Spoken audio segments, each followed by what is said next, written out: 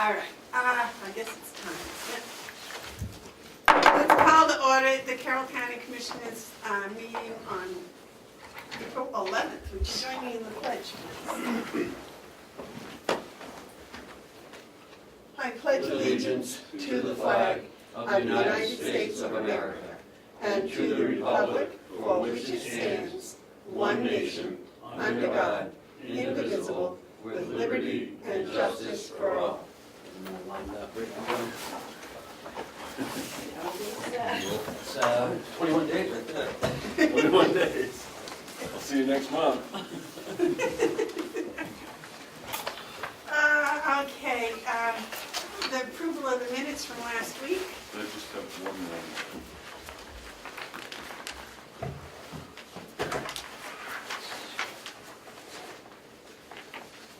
Cheryl, would you have an extra pen?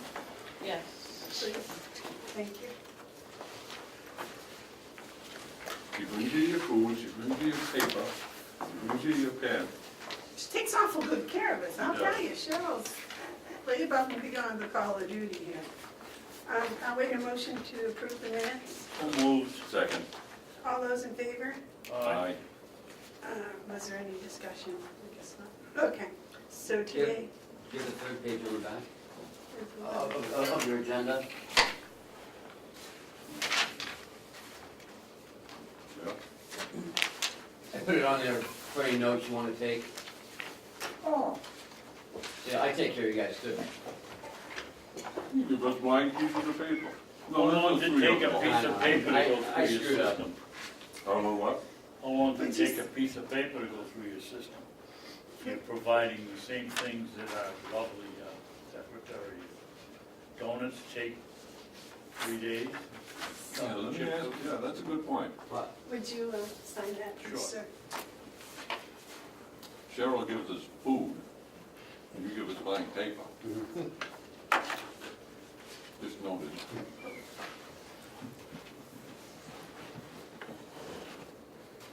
What do we do now? Well, we can draw our own picture on that thing. We had discussion about Let David.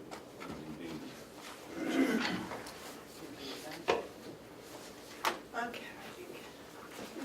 Public input? Yes, sir. Just for the chair's edification, the main reason why I'm down here today is the opioid, or the pharmaceutical talk. Madam Chairman? To see if you guys had anything to say Would you about that. clarify that just a wee bit, Dean? On the agenda, so Michaela's going to talk about some lawsuit between the Association of Counties and the pharmaceutical industry, and that's pretty interesting. I was just wondering if the commissioners want to maybe give me a little comment on that. I don't, but I think Commissioner Hounsell might wish to. What I think we should do, because we gotta be mindful of a lot of things, but Damon came down for this specifically. It's down in our agenda. Out of respect for his time, I would like to have us bring that discussion to be the first discussion that we have, and from there, he can hear our discussion. Well, I think the county attorney had it scheduled. No, it's not an attorney. He was wrong. It's not a Michaela thing. Well, I was gonna bring her in for a discussion, but she doesn't have to be here. Well, I don't see how see it's if a he's prosecutorial issue. Oh, well, I just wanted to find out where we were on what her office is doing as far as dealing with the drug epidemic. How many cases they're prosecuting, what's the increase over the last couple of years? I mean, we can still talk Okay, about it. Could you can ask we- her when she would be available to come in? Yeah, I can ask her. Yeah, let's do And then that. we'll try to, if Damon can wait a few more minutes, but. Yeah, I'd like to have that discussion with Damon here, because the value of something like this is the publicity, Yeah. the report. May I comment briefly? Yes, Yes. please. Yeah. I think it was late last fall that I brought this issue up where the county folks in Lackawanna County, Pennsylvania, the commissioners had brought up lawsuits against the pharmaceutical industry at that point. So I did bring it up in a meeting But this is not against the pharmaceutical companies per se. It's against the watchdogs that were supposed to make sure the pharmaceutical companies didn't mess up when they were deregulated. So that's the difference here, because I think. Same book, different page. Yes, I think there's been some sort of a hold put on pharmaceutical suits, or if that's in the process. Hold. That's probably not the Does that correct mean that they word. can get into the getaway car and run off somewhere? I'm of your opinion, John. Yes, sir. I do remember John bringing that up last fall. I think it was last fall. Yeah. And so this is quite, that's a good description. It's a different page in the same book. Is she going to be? She is not in yet, so she normally comes in around 9. I mean, we can still talk about her. Can you wait till 9? I mean, I could, that's no problem. If you think it'd be better with Michaela, I'll wait. Yeah, I think And she'd we have have a better some, input. we have some important stuff also that we're discussing. Okay, Yeah, there's other things that, sure. We have bids. You want to do the bids? parking lot bid. The bids? Yeah. Parking lot bid? Yeah. So last week we talked about, yeah, last week we went over the RFP for the admin parking lot, the resurfacing. We had some changes, made the changes. Bob wasn't available to come last week, but he's here this week, and we put it off till this week so I can make the changes. I think it's a great RFP. Especially with the additional language.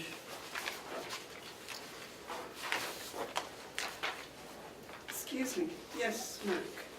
Yeah, it's a fine RFP. It's actually quite good, and I like that you have bold, schedule a mandatory site visit. Yeah.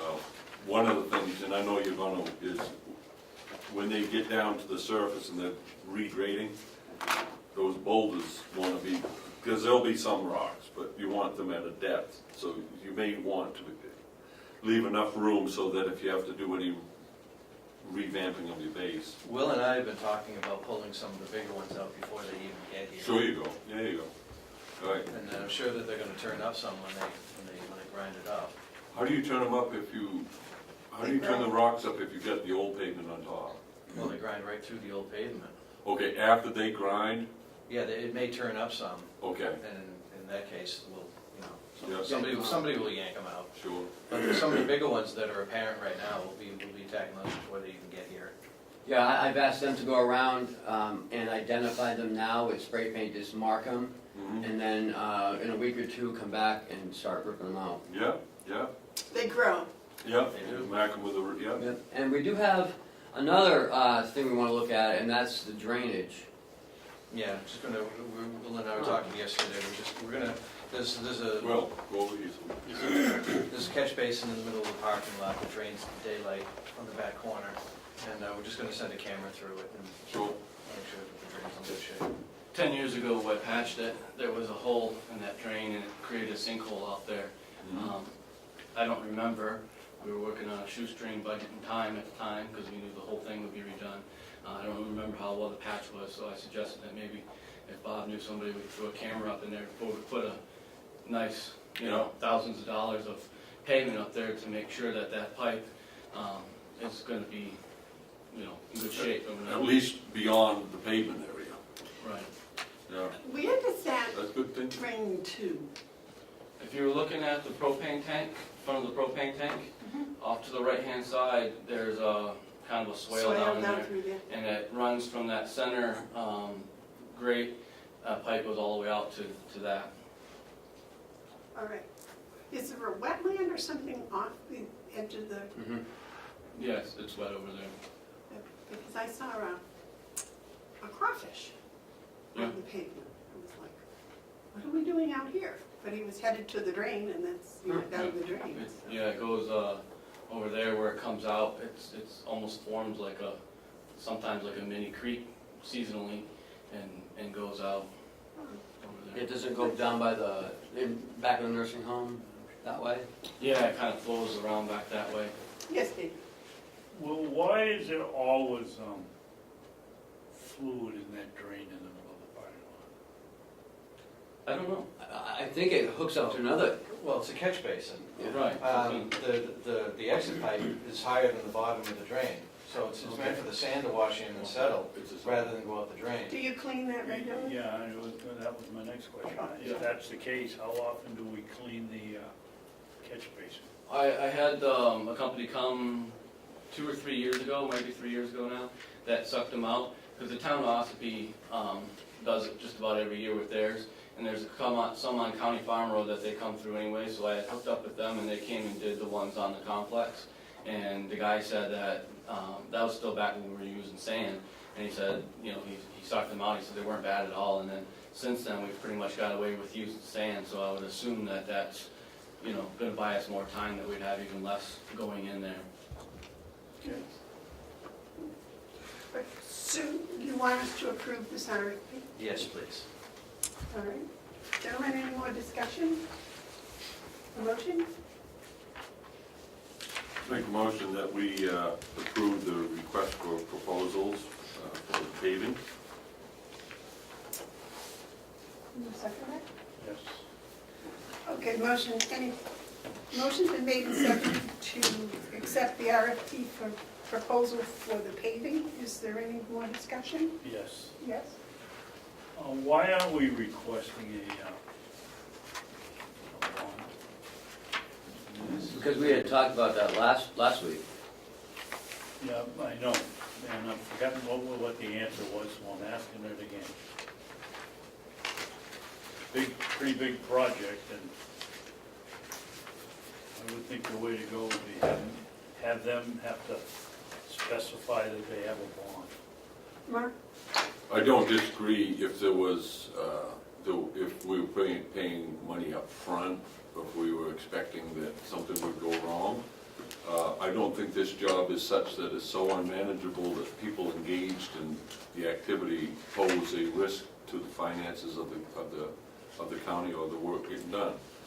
The other side of it is there are paving companies that operate and have operated within Carroll County for some time that I would say would, for whatever reasons, are not bondable, or would find it difficult to get a bond, and they probably would say for a job, believe it or not, this small, I'm not going to go through the process of submitting the paperwork to get a bond so I can bid.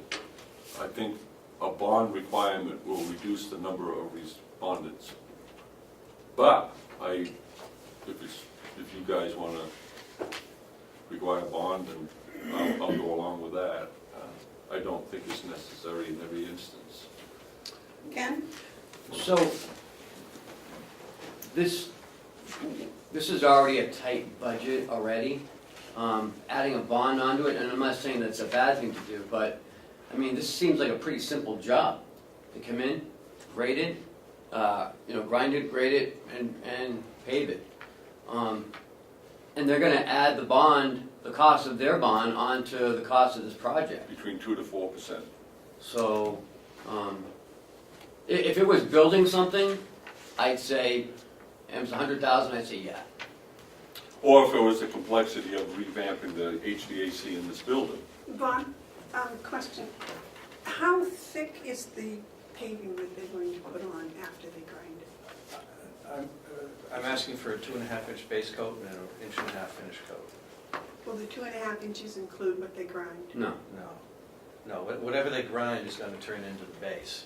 Right. And then- underneath, and they're going to pave over that. With the Not to two- be confused with the base coat. Right, okay, that was where I was a little confused. Right. So how do you feel about a bond? That's not for me to decide. I don't think it's necessary, my personal opinion. That's what I'm, Of a project of this size, I don't think it's big enough. since you're kind of expert in this field, that's what I wanted, was your personal opinion. Ken, you had something? You know, David, David? Well, if we're not gonna have a bond, and you folks are probably right, at least we should have something in here that says that they have to prove they have insurance. I've asked, on page 1, I've asked for a certificate of liability, about halfway down the page. Okay. Well, I didn't see that, I missed that. Page 1, exactly halfway. Yeah. Okay. You know, quite frankly, I think that's like, so I missed that. That's a good, that should say something on these lines, that a contractor, not submittals, but contractor, winning contractors shall provide the county with certificates of insurance for public liability and workers' comp, I just added that. and name the county as an additional insured. We don't want a certificate. Just for you, so you know how it works. If I contract with her and she wants a certificate of insurance, so I give her the certificate of insurance, she's not happy or something happens, she has to go through me to my insurance company. If she's an additional insured, she can go directly to the insurance company. So if we list ourselves as additional insured, we don't have to go through the contractor. We can go directly to the insurance company. We did But I think we could do that now. We've done that We don't have to before, hold yes. up your, We've done that on something in the last 5 years, where we made ourselves a third party insured. I forget what it was. and I also, You should put- but on the bond thing, I want to go back to that. What you can do, if you feel there's a need to, is you can say, payments, requisition of payments will only be made when we have a certificate of, that, from your suppliers that they've been paid. In other words, we need to protect the subcontractors and the vendors. So if someone says, okay, I gotta pay Pike for the asphalt, all right, prove to us you pay them, we'll reimburse you for it. Or get a letter from Pike saying that they're all set. You know, I believe there's a responsibility for us to protect the people who are providing material and labor in the subcontract role, if there is subcontract roles. That way, you get the papers, if some vendor doesn't get paid, they can't take action against the county. And at the same time, we're doing what we can to make sure they do get paid. That happened. That happened in Stratford County. It happens, it happens. With a roofing job we did. What a mess. Mhm. There's Yeah. something, in my experience, either here or with the town, the same thing happened. They took the money and paid the job that they'd done with vendors on another job. And I think it was here, and I can't remember why. A lot of roofers will do that too, not all roofing, but they'll use the next job to buy the supplies. I think it was here. Was it here? And I remember we were the certificate, we were the additional insured was with the Culinary Academy. Len had put that on his insurance. Yeah. Yeah. You always wanna, you don't wanna ask for certificates, you wanna, Right, yeah, additional insured. Madam Chairman, I'd like to make an amendment. Yes, I want to get this thing rolling, but, you know, it's close, but I do think we need to do something. So my amendment would be that we authorize, that we approve the request for proposal to be With changes. released after the county administrator clarifies the insurance liability line, and also to put language in there protecting subcontractors and vendors. And I trust Ken can put that language together. I don't need to read it myself. Okay. That's my amendment. do I have a second to the amendment? Yep. I'll second Okay, the amendment has been made and seconded to include the county as an insurer and also the line for payment of subcontractors before payment. Is there any discussion? I'm pretty sure Ken and Bob understand the language we need, so my understanding, if we pass this amendment and pass the motion, we're good to go. Is that right? Okay. All those in favor of the amendment, say aye. it. Aye. Okay, so now the motion's been made and amended. Cheryl, would you like to read the motion as amended, please? Okay. Commissioner Hounsell, motion to approve the RFP for paving the parking lot, seconded by Commissioner Babson. And then the amendment, Commissioner Hounsell amended, approve the RFP to be released after Ken and Bob put in the additional, the county to be additional insured and payment of the subcontractors. Put in a note about that. Other Yeah. discussion, Madam Chairman, if I may. Yes. Why aren't we tying this in with some kind of painting the stripes when the job is done? That'll be another. Who does the painting? We were gonna do that, It's a separate. a separate bid for that. Oh, Bill doesn't do the painting. That's a good question. Will we have enough money? We gotta have enough money to do striping.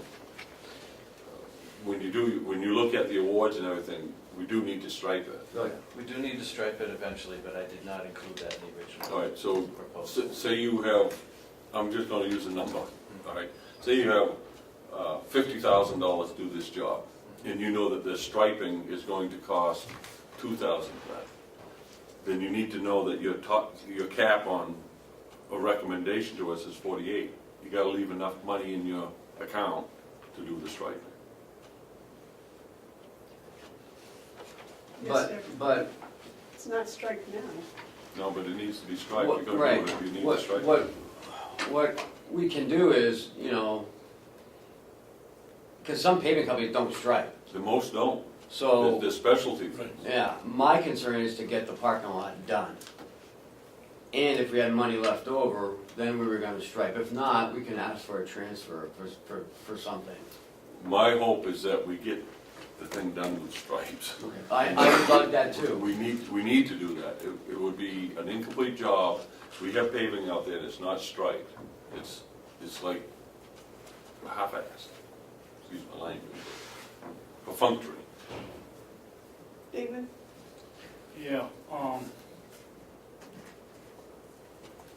what are we gonna do about this corner here where you come into the parking lot and everybody's running on the lawn? Yeah, We're gonna pave You it. Yeah, haven't- they're gonna do that. You don't have the sheriff's department employees park as close to the edge of the pavement as they get, so what are we going to do about it? We're gonna pave it. Pave it.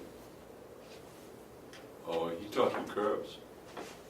No Well, curves. I mean, why, this is why we need it painted. What we should do is move all the paint, the parking spaces, I don't know where we are here, but on this picture, down towards the fuel, the propane tank, and leave us enough room to swing that corner and maybe even put in a raised curb or something. Well, this is what we were gonna do, is, you're talking about here? No, Yeah, we're gonna pave that right there, and then we're gonna put markers up around it, so people don't go close to there, you know what I mean? So it keeps them away from it. I'll make my prediction right now that within a year, everybody will be running over the lawn. Or what is there? I don't think so. I bet they do. Well, I mean, that's what they've done now. If we put those big metal things in Oh, I see. with reflectors, if they run into it, they're gonna ruin their car. All right, so you're talking about putting a barrier so they can't Yes, do it. that's what I meant to say, yeah. Without that, I agree with Commissioner Babson. It'll just be a matter of time before they break the edges off. Bill? Sorry, I'm gonna voice my opinion of, if we put, I don't know what your guys' plans are, but that's gonna make, if you put a bunch of concrete, steel, whatever You things, can't are they plow. gonna be permanent, or is it something we can remove in the fall for plowing? So I don't understand what this, Just don't worry about it. okay. I like your thinking, you think out, and that's it, but they're all over the place. These barriers are all over the place, and plow trucks He get knows around about them. it. Okay. Yeah. Actually, they're gonna put a white picket fence up, well, just so people can crash into it. Maybe we'll park one of the sheriff's vehicles there with the lights on, so no one hits it. One of them we're not using. Is there any more discussion on this motion? Yeah, take, leave enough money in the line item to do striping if you can. It'll depend on your bids. but Yes. It's gotta be striped. It has to be striped. Gotta be striped. It has to be striped this summer. White? Yes. Excuse me, I didn't mean to interrupt. Why can't we do something like they do down in Hannaford, where you put your basket in and put heavy gauge pipe, probably 2 parking spaces in from that edge, so that if people are going into the sheriff's department can't park halfway across that lot, so you're making a sharp 90-degree turn as you did the other day in the snow, and then as you make the turn, there's 3 sheriff's cars parked across the banking, and because it's been plowed, they're sticking out. It's gonna result in an accident here somewhere, sometime. Well, we can deal with that when we get the accident, we'll deal with it. We'll come up with a solution. Okay. We'll go out and we'll, I think it's a good, Tell 'em where I to think put- it's a good proposal. we can go out and tell them where to put the lines, and that'll put it. After all, they're supposed to follow the traffic lines, right? All those in favor of the motion as amended, please say aye. Aye. Aye. I've been waiting 3 years to do this. All right, Thank you. Thank you, Will. thank you, Thank you, Bob. Will. Now, Will, don't leave, 'cause Right, we got the hate header. in the bluebird. Bob, why don't you hang around? Yeah. The hate header. So we have a request for proposal in front of you. It's one with the red and blue lighting, right? Mhm.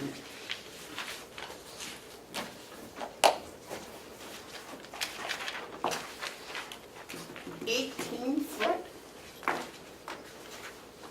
Will, 18 This is what foot? you guys usually look at? Yep. It's not the one we went and looked at, but it's No, but you wouldn't look at. similar, Right. correct.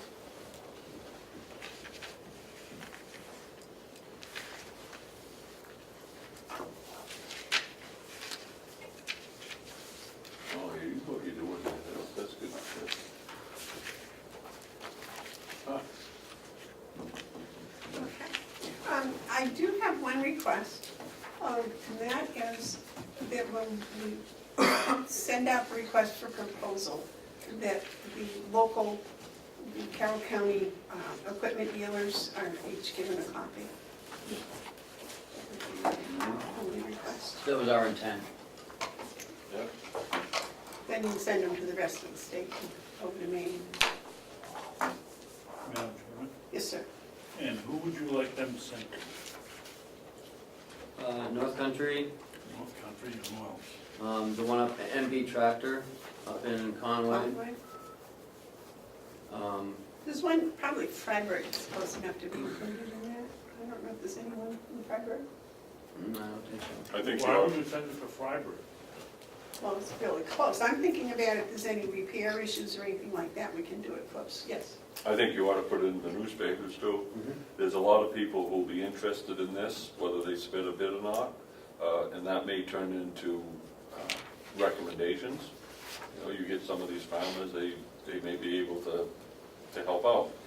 It's important, I think it's an important revelation to the people of the county that we're doing this, and I think it should be advertised as such. That way, the people in Freiburg or anyone else that might be interested, In the local paper. The or only- Stratford County, I mean, I'm sure there's dealers down in Rochester that way, I mean, I wanna see business in Carroll County, but I wanna see, good return. The only thing with putting it in the paper is they charge money. Unless Damon can figure out how to do it for free. They're really, it's not really that costly for something small like this. Oh, really? I mean, if it was it's gonna be costly for the RFP for the paving, but we're gonna make it smaller so that they contact Bob, Okay. as opposed to putting everything in the ad. Okay, is there any discussion, any more discussion about the RFP? Oh, we didn't have a motion, did we? That's not good. I'll make a motion that we accept the request for proposal for an 18-foot, four-headed hay tedder. Second. Is there any more discussion? Okay. All those in favor of the RFP for the 18-foot four-headed header, say aye. Aye. Aye. Those opposed? I have a question. What's a set of remotes? One set of remotes, it's where the hydraulics plug in. Oh. That's called a remote on the back of the tractor where they plug in. Oh, okay.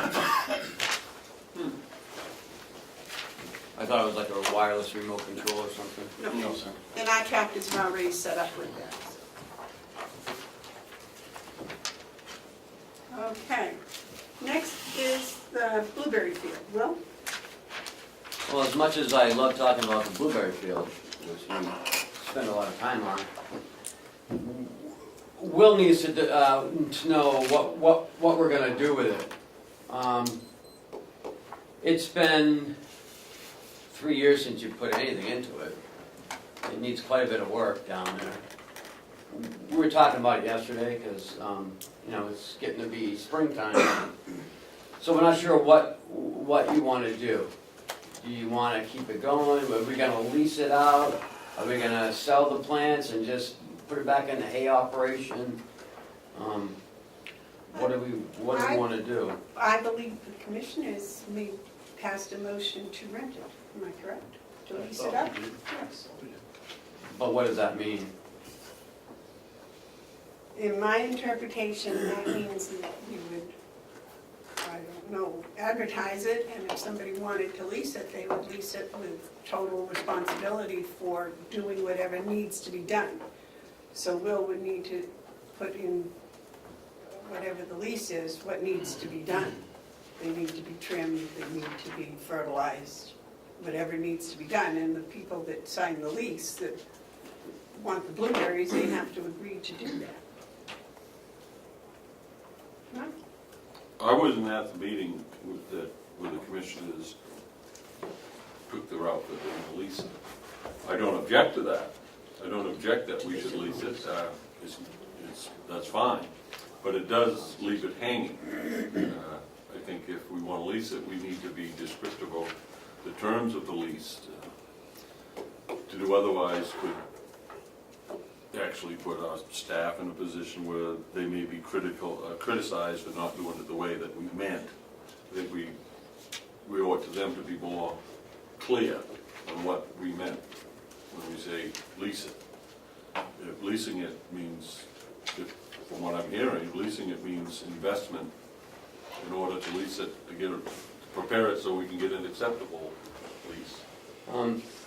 And frankly, I don't remember even talking about leasing it, and I just asked Cheryl, and she doesn't really remember either. So I'm not sure if we did it, or if we just talked about it. No, we made a motion and passed it. Okay. Do you know when that was? That was the day that, Snow kept me away. you were here that day? No, I remember reading it in the minutes.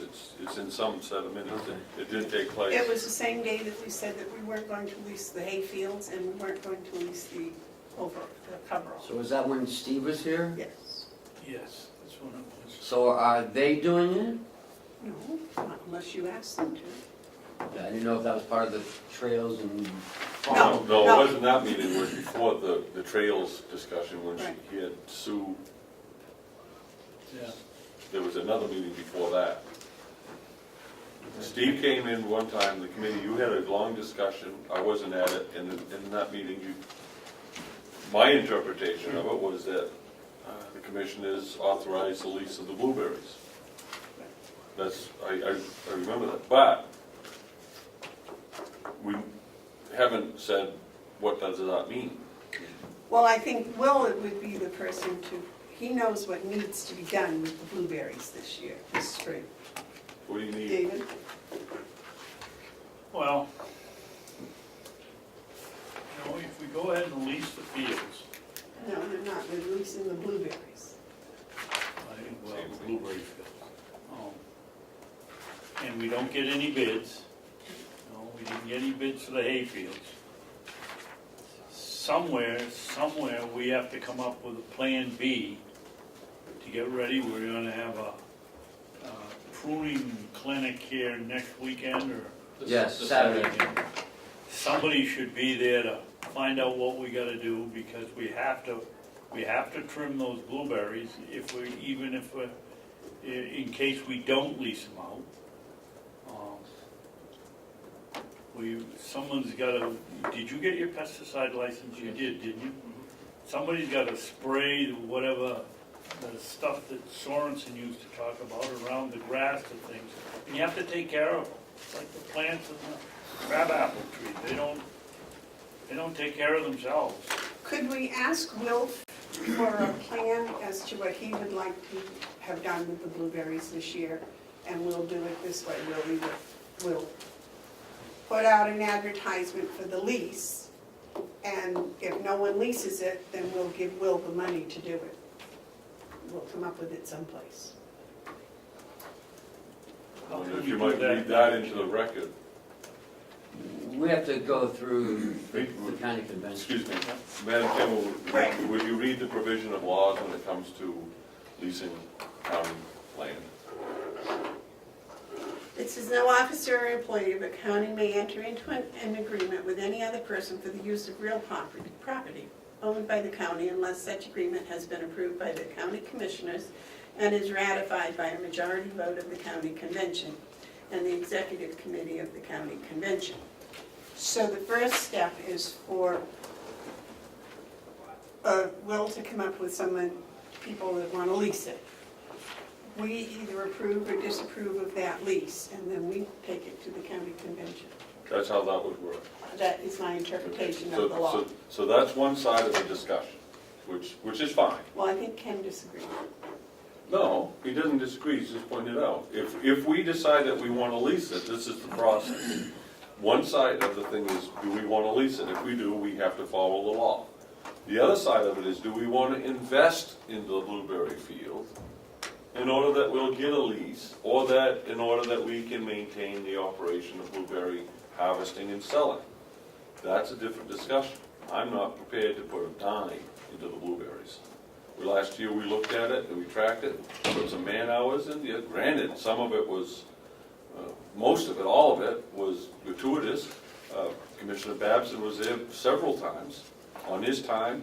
Didn't cost anything. We had inmates helping, and we made $700, $800 is what we had received. We made less than 400 last year. 380. Right. So that speaks to is it worth it?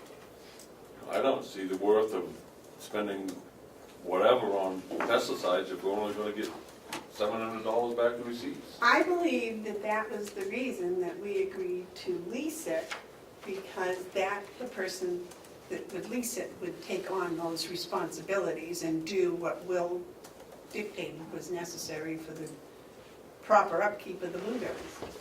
The only thing And that's one side of it. The other side is, do we want to invest in it? Yeah, to answer Commissioner Hounsell, you go up the street there on Route 16, and they have less plants than we do, and they picked 6,000 pints this year. We're not putting any effort into it. And that's not Will's fault. We don't have any inmates because they're in programs. So we've got to either decide we're going to put some time and effort into it and get some return, or we got to lease it. Or you didn't talk about the third thing, is we can just sell the plants and turn it back into hayfield. No, I'm not in favor of that. Okay. Well, we already voted to lease it. But you haven't gone to delegation. What if they don't want to lease it? We need the lease before we go to the delegation. And what if they say no? Done all that work for nothing. I think that's what the rule just said, that it says it has to come through the commissioners. Right, so you say, yes, we want to lease it. Okay, so let's go to No, we have- delegation and ask them. Can we lease out the blueberry field? They say no, okay, then we sell it or do whatever we want. Wow. And What does if the it say lease- to approve the lease? But what if the lease comes back, the lease agreement comes back, and I don't know that well, that says, we are willing to pay the county, I'm going to say, make-believe number, $1,000 for the lease of the blueberry fields. And what we will do is we will spray them, we'll protect them, we'll grow them, we'll maintain them, and we'll sell them. and you get $1,000 for letting us do that. We'd be better off, and the county delegation would be hard pressed to say that's not good business. Because we'd be making revenue, not a lot, but we'd be making revenue, and the blueberries would continue. I could go along with that, something like that, and support that as a commissioner, and I would be scratching my head if the delegation didn't want to at least do that. That's what we already, that was the motion we approved. Right, I know, but I want to just make it clear, I don't want to put a dime of county money into producing blueberries and selling blueberries. It's not a function, in my opinion, and I respect the positions of others, it's not a function of county government to sell blueberries. Just the way it is. And, Can we try to lease it first Well, I before think we that's what discuss that? no, discuss it as you go. I mean, why not know how we feel as we're going forward? That helps everyone to get to the final thing. The common ground is I support leasing it. And if the lease is put together right, I believe the county convention will. And then we're never gonna make money on blueberries. I disagree with Commissioner Babson. We're not going to make money on blueberries, and we have other things to do. But that doesn't mean the blueberries aren't valuable and shouldn't be maintained and sold and made available. Well, that was the whole thing. We made a motion and it was passed to lease the blueberries. So before we get into the what ifs, let's see if we in fact can lease the blueberries with the requirements that Will knows is necessary to keep them in good shape. Then we'll need to have an RFP prepared so that we can agree to that and then send that out. You gotta solicit bids for. It has to be by competitive bid. Yes. I would just suggest that maybe we don't put a ton of restrictions on what, this is going on the second year that I haven't fertilized it, for example. Maybe someone would want to come in here with one more year, they're going to be qualified to be organic blueberries. Maybe that would be enticing to somebody. So to sit here and say that you have to come in and fertilize them to this standard or whatever, maybe we put out an RFP that's more, give us what you would want to do with them, a proposal what you want to do with them, so that we're not tying people's hands to how they might want to run the operation. That sounds like a good idea, and I think it may have to be more than a one-year lease, because I think they're gonna put, Only a fool would come in here for a Right. year. yeah. So I think that might be the thing we need to think is, do we want it 3 years, 5 years, or 7-year lease type Some thing? kind of a roadmap to the terms. Yeah, this is what we're going to do. Yes, So, I think the proper way for us to proceed is to instruct Will to prepare a request for proposal, an RFP, for us to approve, bring it back to us, we can approve it. Once that's done, then you reach out to the community in the way that Will and you can see it. It's just a matter of language now, and I trust that Ken and Will can put that language together. And then we have something, a document we can look at. right. And from the RFP, you solicit bids, and you get someone coming in, and they say, oh, this looks good, and then you bring it to us, and we say, yeah, that looks good, we approve it, we send the delegation, they'll say, yeah, this looks good, and they'll approve it, we're good to go. Is that something you can do? I think so. I think I could put up a rough draft that Ken could review and tweak.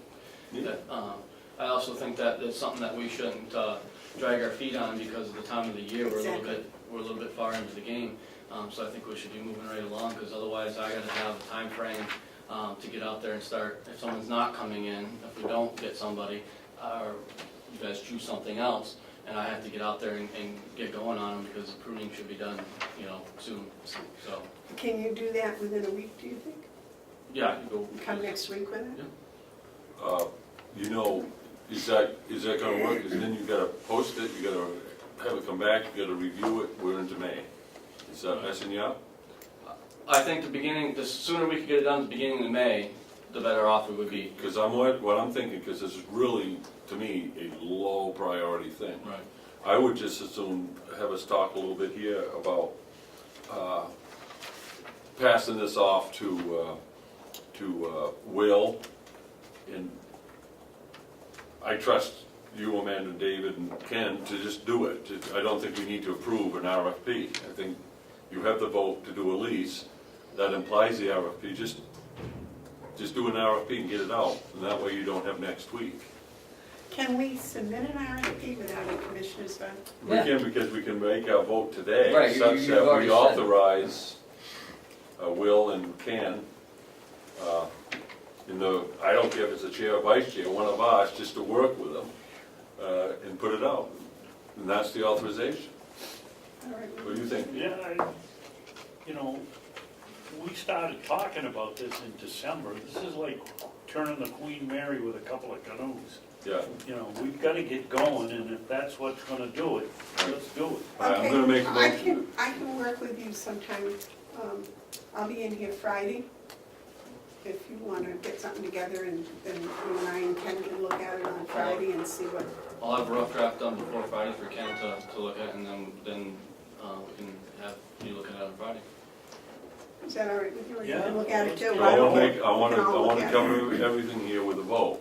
it. Okay. I wanna make a motion that the commission is authorized, Ken, to work with Will, with the oversight of either, I don't know, if you or Hey, Dave- Commissioner. a commissioner, to issue an RFP as soon as possible, without needing to come back to the commissioners for approval of that RFP. One second. And is there any discussion on the motion? I think that this is the best we can do, that if you, I'm sorry, David. Well, I was just gonna say, maybe you'd like to add something like, the chairman will talk to the chairman of the delegation to let him know that we're doing this, or is that too soon?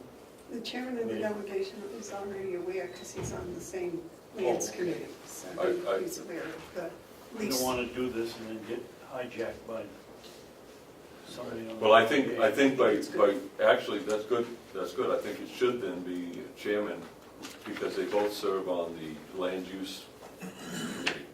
So, and this does tie into that, actually, it is part of that. Oh, that's what I was gonna say. And the land use committee meeting is on Friday, so if we had something together, I could give it to the chairman. You could issue this pretty darn quick, I would think. I'll more than likely have my rough draft done before I go home today and email to Ken, so. So this could go before your committee.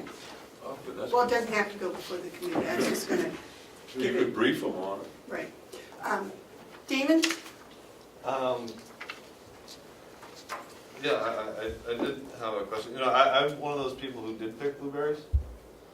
And, and I did see Dan Lennon there, and it seemed like it was, a good thing for him, and, I don't know how to put value on it, but, it did give people, I saw people picking blueberries, it gave people, something to do, and a connection to the county they wouldn't otherwise have. I think it was a good reward for Dan Lennon, because I guess he was of good behavior, so, I don't know, there's value there that you wouldn't want to overlook, but I don't, it's above my pay grade to put a dollar value on it. And the other question I had, so I am very interested in where the blueberries go, so keep me in the loop. I'd be very interested. Thank you. Okay, motion's been made and seconded. All those in favor say aye. Aye. All right, and Damon has been very patient with us, and now the county attorney is here. So Ken, would you like to go to that discussion? Sure. Good morning. Hi, how are you? Good. Good morning. I can't see you when you're Well, there. David can't see when they're over here. Well, yeah, I can sit right here if you want. no, I can't, Paul, right? I can yield my seat. Thank you. After this discussion, when we stay for this, Good morning, all. Good morning. So at the Association of Counties meeting last week, there was talk about Stratford going off on looking at, apparently there are watchdogs over the pharmaceutical companies on how they manage their pain prescription and how they process those. And as we know, we're in an opioid epidemic, is what people always say. So they are looking at going after the watchdogs who failed the pharmaceuticals. And at that meeting, they asked any county who wanted to join up with them would be welcome, but we got to act quickly. So we're here to talk about what's happened in this county and how it has affected us as a community and as a county. Some of the costs that we've had to come up with to deal with this epidemic, or I don't know, is it an epidemic or is it It's a crisis. I call it a Crisis. scourge? Crisis. We've had to start programs in our jail. We had to hire a consultant back in 2015, and I know your office has been aggressively going after the drug dealers and the drug users, and there's been so many deaths associated with this. So we just wanted to talk about this and bring it up in the public, that I think the commissioners are thinking on lines of what we want to do.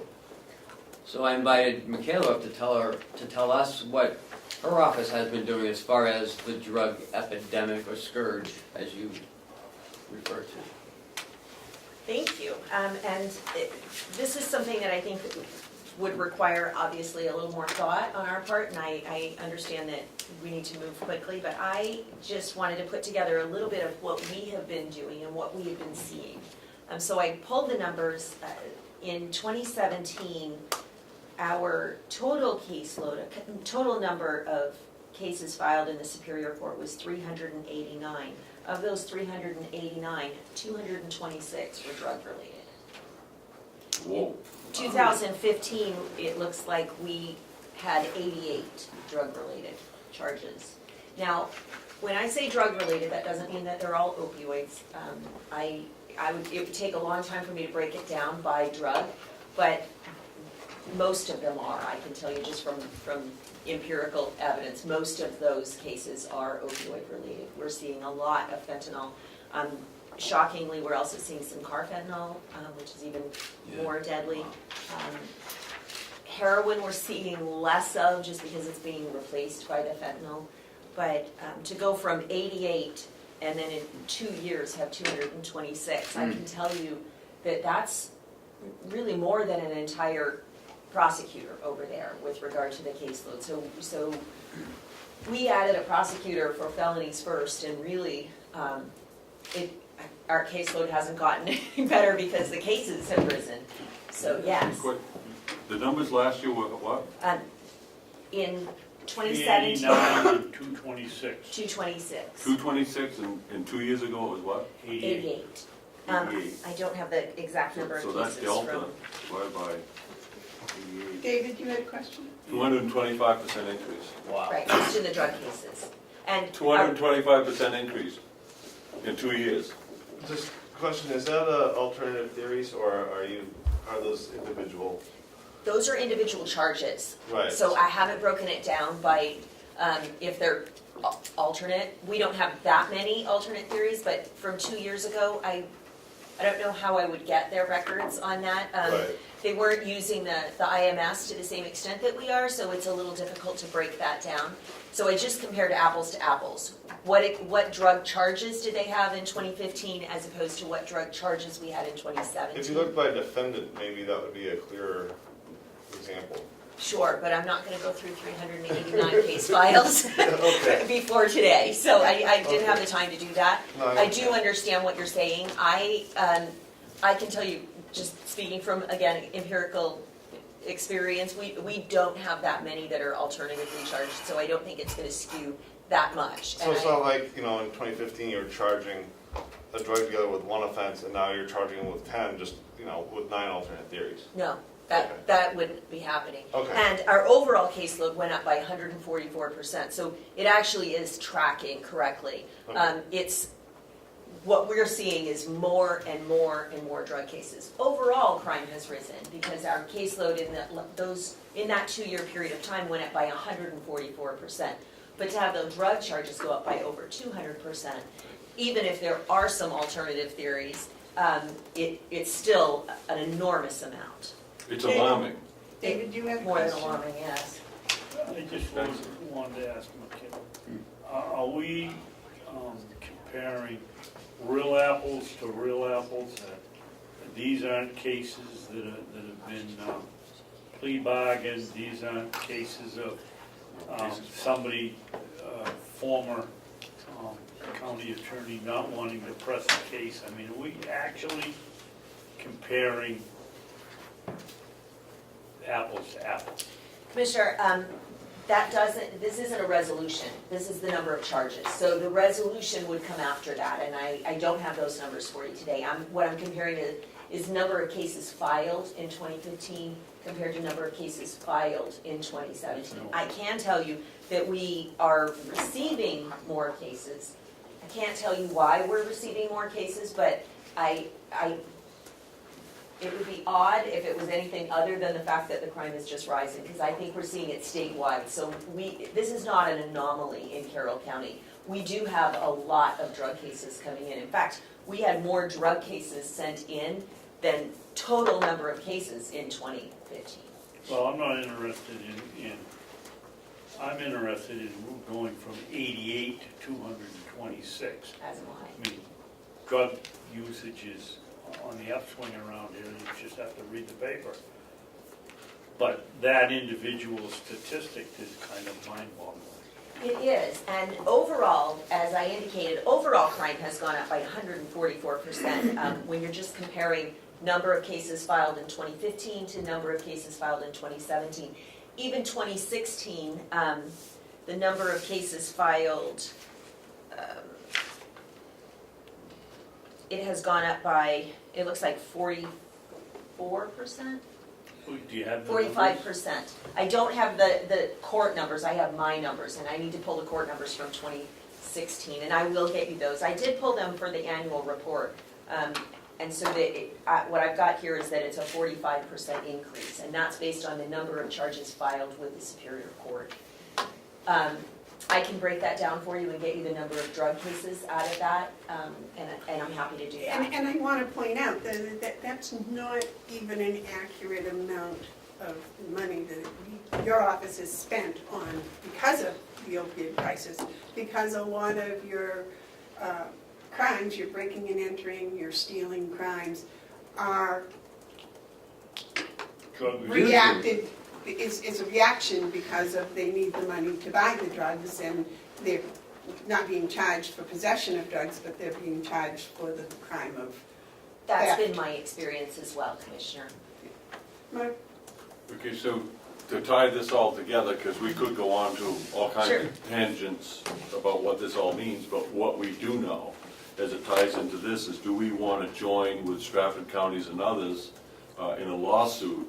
And these are the type of indicators that tells me that this is costing us, the taxpayers, the county, resources, both in time and money. For a charge to be filed, requires police work, investigation, preparations for a case, disposition of how that case might be, incarceration expenses, the money that we send to Whitehorse, God bless them, and others, you know, this thing that we're up against is costing us money, and that's all over the place, from the prosecutor to the jail to law enforcement. It's costing us money. And the claim of the suit is that these watchdogs who were supposed to make sure that the pharmaceuticals were doing things correctly failed on their jobs, and the pharmaceuticals, who in my opinion are the biggest drug dealers in the country, legalized drug dealers, they push it on the television ads, they push it into the doctor's office, and you know, they're the drug pushers, and that's their business. And there's a watchdog group that's supposed to watch them. They didn't watch them very well, and that's the purpose of the suit. State of New Hampshire some time ago filed a suit against the tobacco companies, and the state got a settlement, and the counties participated in helping the state get that settlement. Well, when the state got the settlement, they didn't provide a dime of that settlement to the counties. So the state is doing their own suit, and so the counties see that instead of joining their suit, we should do our own, because if the state gets money, they're not going to share it with the counties. The cost to the county taxpayers is exorbitant, even if you can't find it. The financial cost of this scourge is tremendous, and I believe that there's an opportunity for us here to at least add our voice to the complaint that is a lawsuit. My understanding of the suit is that it doesn't cost us anything unless we win, and it looks like there's a good chance if we don't win, at least we can make an awful lot of noise about the pharmaceuticals and the watchdogs that we were dependent on to do their job. And that's my thoughts.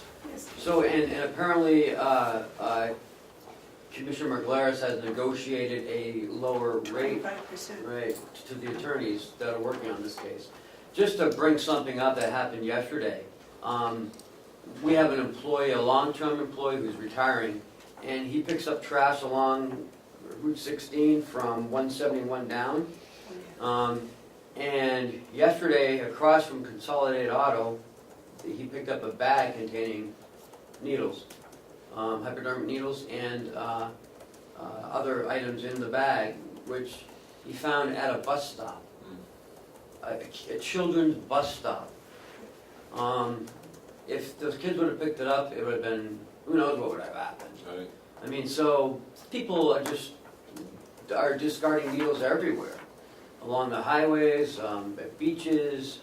I picked one up mowing my lawn a couple of years ago. Wow. So, I feel we have to do something. So, Michaela, Yes. what is your opinion of the county becoming involved in this lawsuit?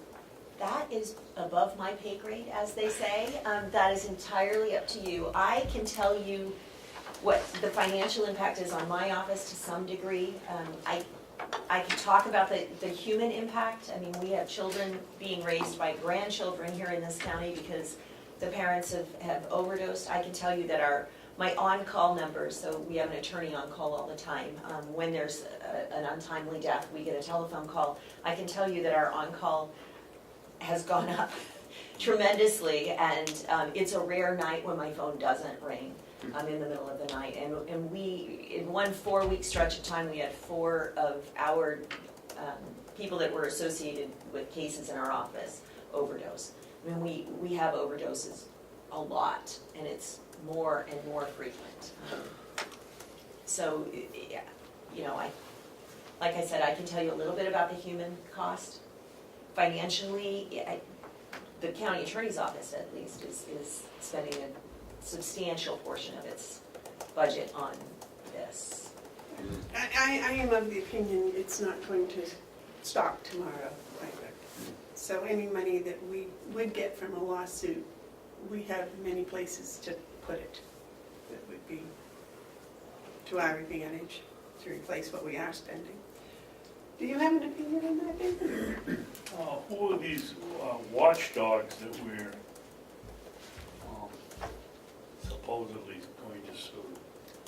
I would guess some sort of regulatory people, I'm not sure. But I know they were supposed to stop doctors from overprescribing. There were some doctors getting kickbacks from prescribing just a type of, a type of painkiller or an opiate product. But we must add that the doctors were guaranteed that they were not. Right. So I don't know who these people are, because it was just sprung on us on Friday. So we just have to decide if this is what we're going to do. And if we do, then we got to get moving. I would make a motion that we join with Stratford County in their lawsuit. I'll second that. Is there any discussion? David. I'm You're a sorry. lot of people. You're voting to sue people you don't even know who they are? We're voting to join Stafford County in their lawsuit. Right, I don't know, it just seems a little weird that you don't know who they are when you're voting on that. I mean, you can do whatever you want, but I'm just pointing that out. I think that was Mr. Babson's point. Yes, David? I'm really on the fence on this because we don't know who we're suing. We will. We don't know how much responsibility the pharmaceutical, yes, they're the biggest drug dealers because that's what they do. They sell drugs. And I don't know how you can assign them blame. Maybe the watchdog agency you could assign some blame to if you knew who they were. And how many doctors around the country were overprescribing because they got a kickback. We don't have any idea. I think we're taking the wrong approach here, but I don't know what the right one is at this point. Yes, ma'am. Yeah, I think Damon and David both raise a good point. I think we should do it, but I don't think we should do it without our eyes wide open. And I guess probably the better approach would be to change the motion to instruct county administrator to contact Stratford County's, give us more details about the particulars of the class action, the suit is what it is, and report to us next week, and then we can determine whether we want to do it. So I'd like to make a motion to table your motion at this time. I think he's trying to find that out right now. Well,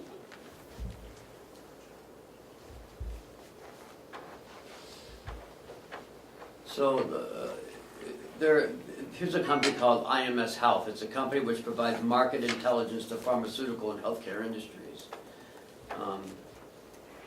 Worldwide, $400 billion was spent in 2002 for pharmaceuticals. Yeah, I'll have to find out a little more information. so Madam Chairman, I make a motion that we table this.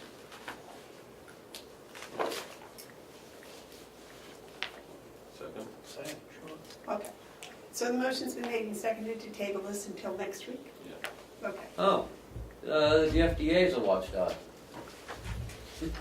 Okay, I'm in on that one. I think it is the FDA, but I don't know that. But so I think, propriety, we should find out, confirm that, but I think it is the FDA, but the motion table is non-debatable. Yes, sir. John Rickenbrod, Ossipee. There's one thought here with the lawsuit against the watchdog, whoever that may be. But looking in from the outside, just knowing what few facts we know, to address the lawsuit towards the watchdogs doesn't take care of the initial crime. The watchdogs are really only accomplices to that crime, and you might just find lovely things in their closets. Bags of money, who knows? We know what the industry's about. They're one of the industry overall is one of the greatest killers on this planet Earth. Thank you. Madam Chairman, Thank you for your comment. Yes, David. a motion to table doesn't take any discussion. It's move forward to it right away. I just wanted to let it, he'd asked before the motion was made, and I hadn't called on him. My mistake. That's all. Okay, so the motion's been made to table until next week. All those in favor? Aye. Those opposed? Michaela, thank you very Thank much you. for coming and sharing your statistics with us Hi, today. thank you so much. Okay, capital projects. Gentlemen? Yesterday, Will and I were talking about, some of the projects he has on the burner for 2018, now that our budget's been approved. And so we were talking, and I was saying, he was asking questions about it, and then I said, well, maybe we should get with Bob and find out what he's done. And so Will's asking for a couple things. First off, these two are gonna work together on some of these things, because some may intersect one another as far as the jobs. But there are other things that Will wants to start, because he wants to schedule with the, Contractor. with the contractors. One is of the water tank, to get in there and, you know, see what needs to be done in the water tank. Two is the road needs to be fixed, going up to the water tower. The crack sealing. You know, all these projects are kind of, well, they're under $5,000. And you have a new, it's not new, but it's fairly new, a new procedure, anything over 2,500, a one-time purchase. Does that include cleaning the water tower? I would say that anything that is not an ordinary purchase, over $2,500, we're not asking any department head to do anything but bring in from the web, from anywhere, just a Couple quotes. competitive prices, so we know we're not getting really taken on a job. It's a simple thing. It's not that tough. It doesn't have to be in 5 papers and published in the hallway and whatever else. You can just go online and, yeah, this job is worth that, and here it is. So that we're not, we know that we're not, so I would think cleaning the water tank, which I can't believe is not gonna cost more than $2,500 by the time they get the top off. No, it's less than 5. That we should find out from whoever does it, if there's another person or two around that does that type of work, whether the price is in the ballpark. Yes, ma'am. Yeah, I guess it's very important as an overseer of the county that the commissioners are aware of who's doing business with us. But at the same time, we don't need to be we shouldn't be in a position where we don't rely on our people to make certain decisions. For example, if you knew that the catch basin needed to be cleaned and you could coordinate it with someone, I don't really have any objections on who's going to clean it, as long as it's clean. Probably the water tank work would fall into the same thing. It's a matter of knowing who it is, and as Commissioner Babson points out, our job is to make sure that we're getting the best best services for the most affordable price. Right. It's not about who does it, it's that it's the best affordable price for the quality of work. So it's a combination, it's really about communicating. It's not about hog tying or stopping you. So I think Commissioner Babson is right. Just let us know what this is going to cost before you commit, or something on those natures. Well, you already had some bids on cleaning, or had some numbers for cleaning the water tower, didn't you? So, right, to give you a little history, what I did, I was a water commissioner up in Center Ossipee, and we, Center Ossipee has an above-ground water tank that has to be inspected and cleaned every 5 years. And we've used this company several times. I don't know, I have to go look it up. I don't know that they're out of Massachusetts. There's not a lot of companies in New England that do this specific type of work. They actually dive in and vacuum out the sediment from the bottom of the tank, plus do an inspection on it. So I know they're a good company because we've used them locally. They are also, when I got this quote from them last fall, they've held the same quote because they knew it would be for this spring. The ladies called me twice. Matter of fact, I got off the phone with her yesterday. She called me the last week of March. I told her to wait to get approved. And then talking with Ken yesterday, he wanted to come talk and have this discussion. So I can get online and try to find, if there's others that actually dive and do this kind of work. Or, and then we can come back. But I hate to wait too long because they have a whole route that they send their crew on, that they set up to do, and that by indicating getting 2 calls from them, they're really trying to track down whether we're gonna be on their list this year to get it done or not, I guess. I would almost suggest that you call 3 different towns in the area that have water towers and ask them if they use this company or if they use a different company. Right, I can do that. I know Wakefield has a water tower, I don't know if they have a cleaner or not. What I'd like to do is take that also a step further. I think that's good. Check to see if there's anyone else that can be competitive. And, you know, at some point, you gotta have trust. You gotta expect, but you gotta verify. And so, just do that. And my thoughts, and I'm not speaking for the other 2, my thoughts is, if once you have done that, you're satisfied that who the best one is, to go ahead and get it done. I don't think this one that requires us to approve of RFP and go through all of that. At some point, we just have to get the work done. Right. So my thoughts are just verify that the people that you're used to working with are competitive. You already know they can do the work. Right. Just find that part out, and then you make the decision. Okay. I don't get any problem with that. And my other question about the road, is that going to be less than $5,000? That's a different thing.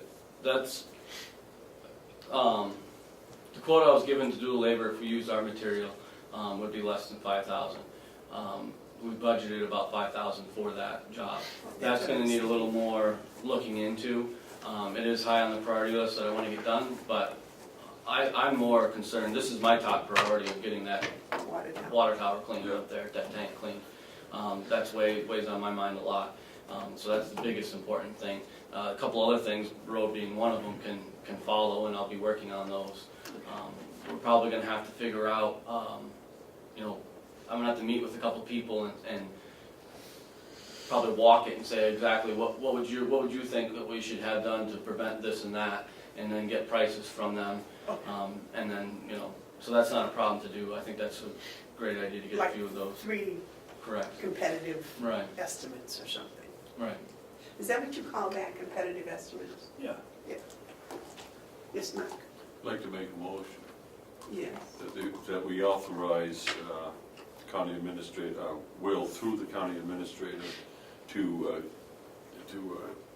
get the water tower cleaned as quickly as possible, and to choose the contractor he wants to use after he has sought out and received competitive pricing, if they're available.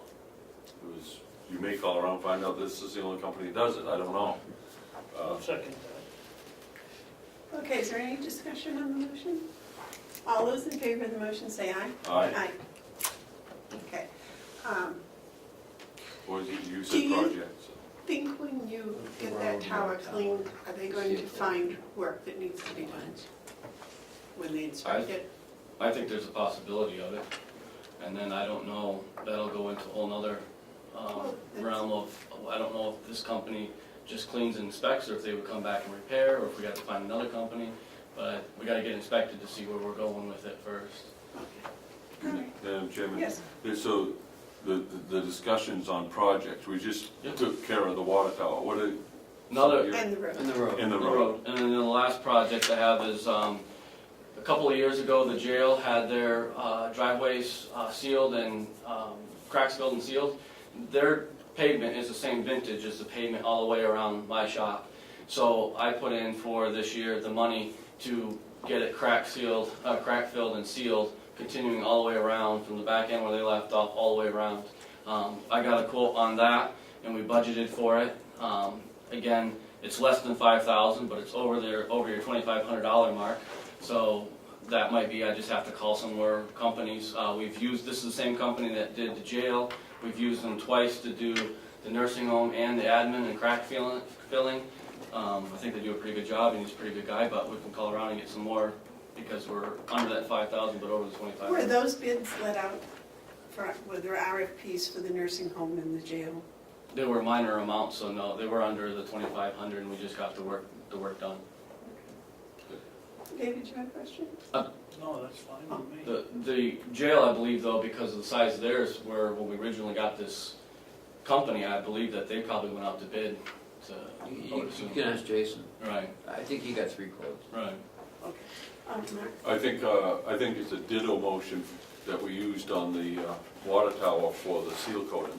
In other words, if we approved the seal coating in the same manner, go out, get competitive pricing, and then work with the one that you're comfortable with, you know, and if it's not the low price, have a good explanation why.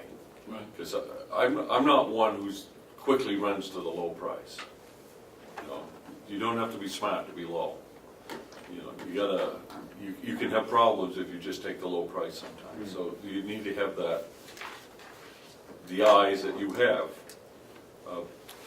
But I want to know if Commissioner Babson thinks that might be the same approach that we use on the water tower. So that's what I would suggest, is that we do the same thing, but I don't know how, I can't remember the wording of the motion on the water tower, but I would just. Cheryl, could you read a motion like the water tower, only just put driveway sealing and cracks filling? Yeah, because in the its seal coating, place? that's what I'm trying to get to, Cheryl. Okay, so Commissioner Hounsell motions to authorize Will through Ken to get the seal coating, is it just at the farm?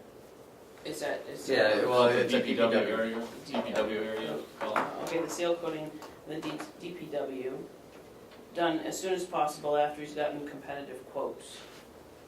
Yeah, that's my motion. You want to second that, David? I'll second it. Okay, motion's been made and seconded. Is there any discussion? All those in favor say aye. Aye. Okay, Will, any other things for us? That's it. I think that's it for. Bob, do you have anything for us? Not today, I will next week. All right. So, Yeah, we're right back on track. yes, and the sheriff is here.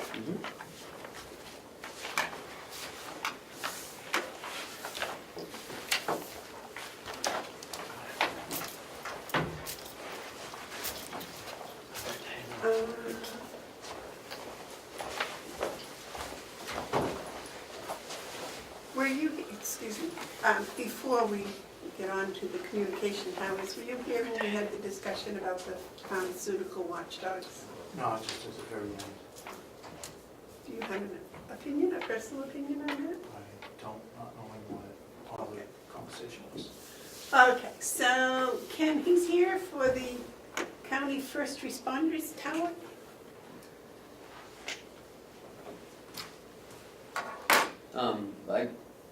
Well, somebody ought to explain to the TV. I That will what they are. yield to Commissioner Hounsell. Thank you, again. And thank you, Sheriff, for coming. What I want to do is report in more detail something that I explained last week of the meeting that we had in Conway with Executive Council Joe Kenny, Conway Selectmen, and Conway PD. And I'm not sure I completely understand how to, what the details of the needs are, but I think the approach of the need, from what I could get from that discussion, is one that would enhance the whole county if it was an regional approach. And I know that is a discussion that needs to be done, I believe, in 2 parts. One is the tower work, and the other is what hangs on the tower. And I understand that there's 2 sides of how you look at it, and I don't think that that's necessary at this point for us to be involved with. What is, I think, an opportunity that's in front of the county, not just the sheriff's department, but the county, is the possibility that we might be able to access more grant money if we took a regional approach. What the regional approach would entail is Conway, which has a lot of tower work that they need to take place. You have, and I'll just use the term, incidental tower work. The expense that you're looking at is not really related to towers. Yes, part of it. It's part of it, but it's not the big part. a lot of what they're looking at, cost-wise, are the towers.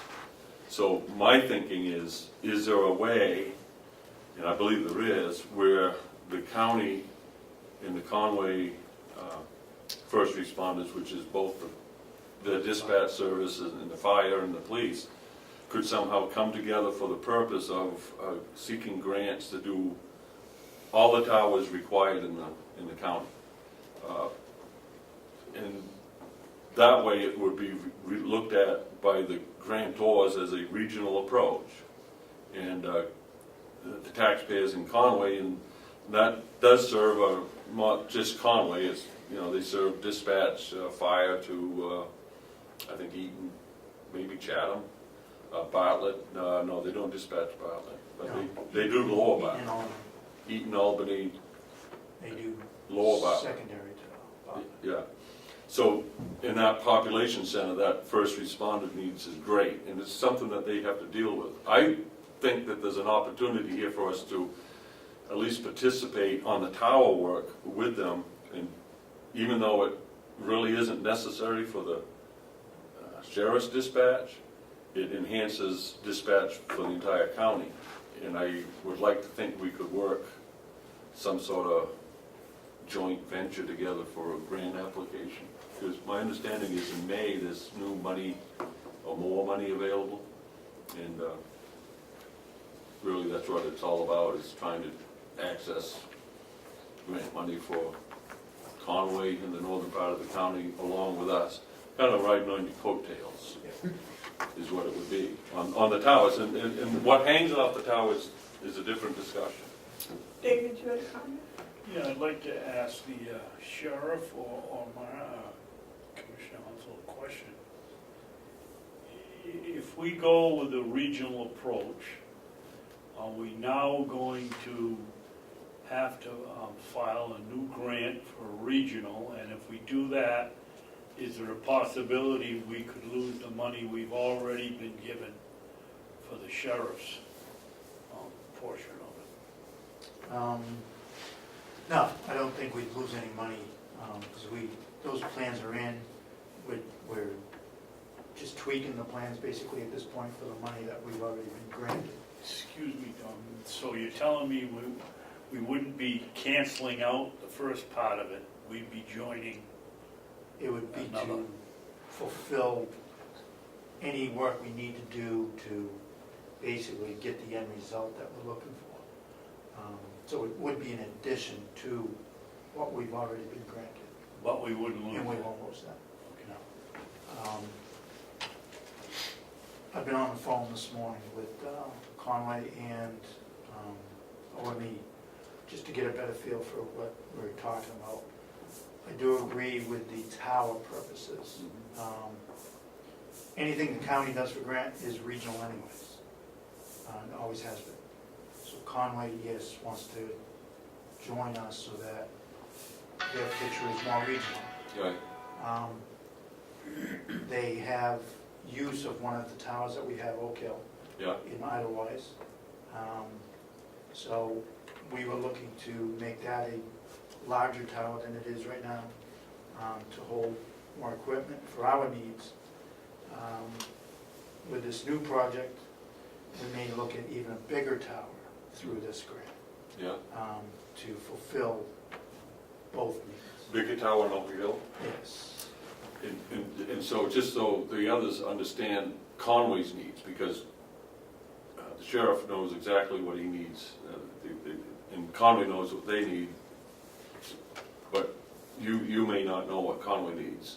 The Oak Tower is essential to Conway's dispatch. Yes. And so by going higher, making it better would serve that part of the county, not just Conway. Oak Hill is in Madison, Idlewise. The new tower on Pine Hill, which is up by the high school, will require electrical service to it. So that's kind of like probably the most expensive one. Then they want to put one on Memorial Hospital. And then there's a possibility of Stark Hill. Stark.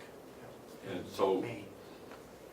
no, is that Maine or is it New Hampshire? This is in Maine. That service is the airport. That was a Cal Thibodeau Is that just for the airport? No, That would be for- no, that would be for Conway too, but it would be located in Maine, but we don't have to get too complicated with this yet. So, Executive Councilor Joe Kenny, who's been extremely helpful on this, suggested that, and he pointed out that when you're a municipality and you go after grant money, you're on the low end of it. And counties are perceived and are regional, and so they get, well, first dibs, I guess I'll use the word. The grantors like to look at regional solutions. And I can understand, that's 238 towns, you know, it's hard to pass out all the things. So, but if we approach this as a Carroll County regional thing, I think we all benefit.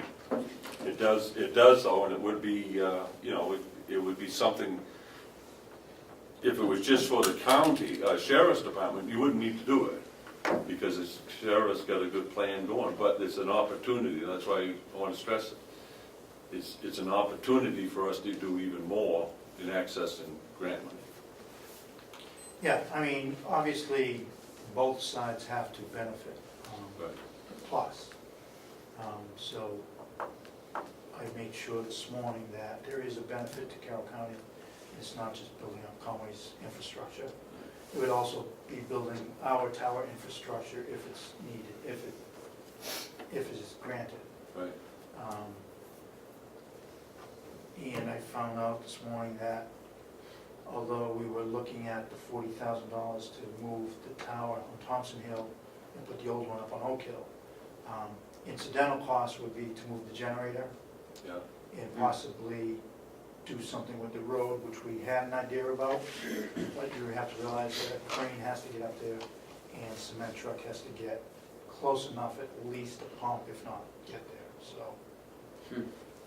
We may be able to use that grant to do this infrastructure work also, so. And there's also, from what, and I don't know anything really about it, but there's a possibility you can do an awful lot of the work you're talking with helicopters. Yeah. That they actually set. That's cheaper and all. Well, I don't know that it Yeah. isn't. You know, I think it's, you know, it's something to look at. You can pick a tower and move the same tower. It's been done. Yeah.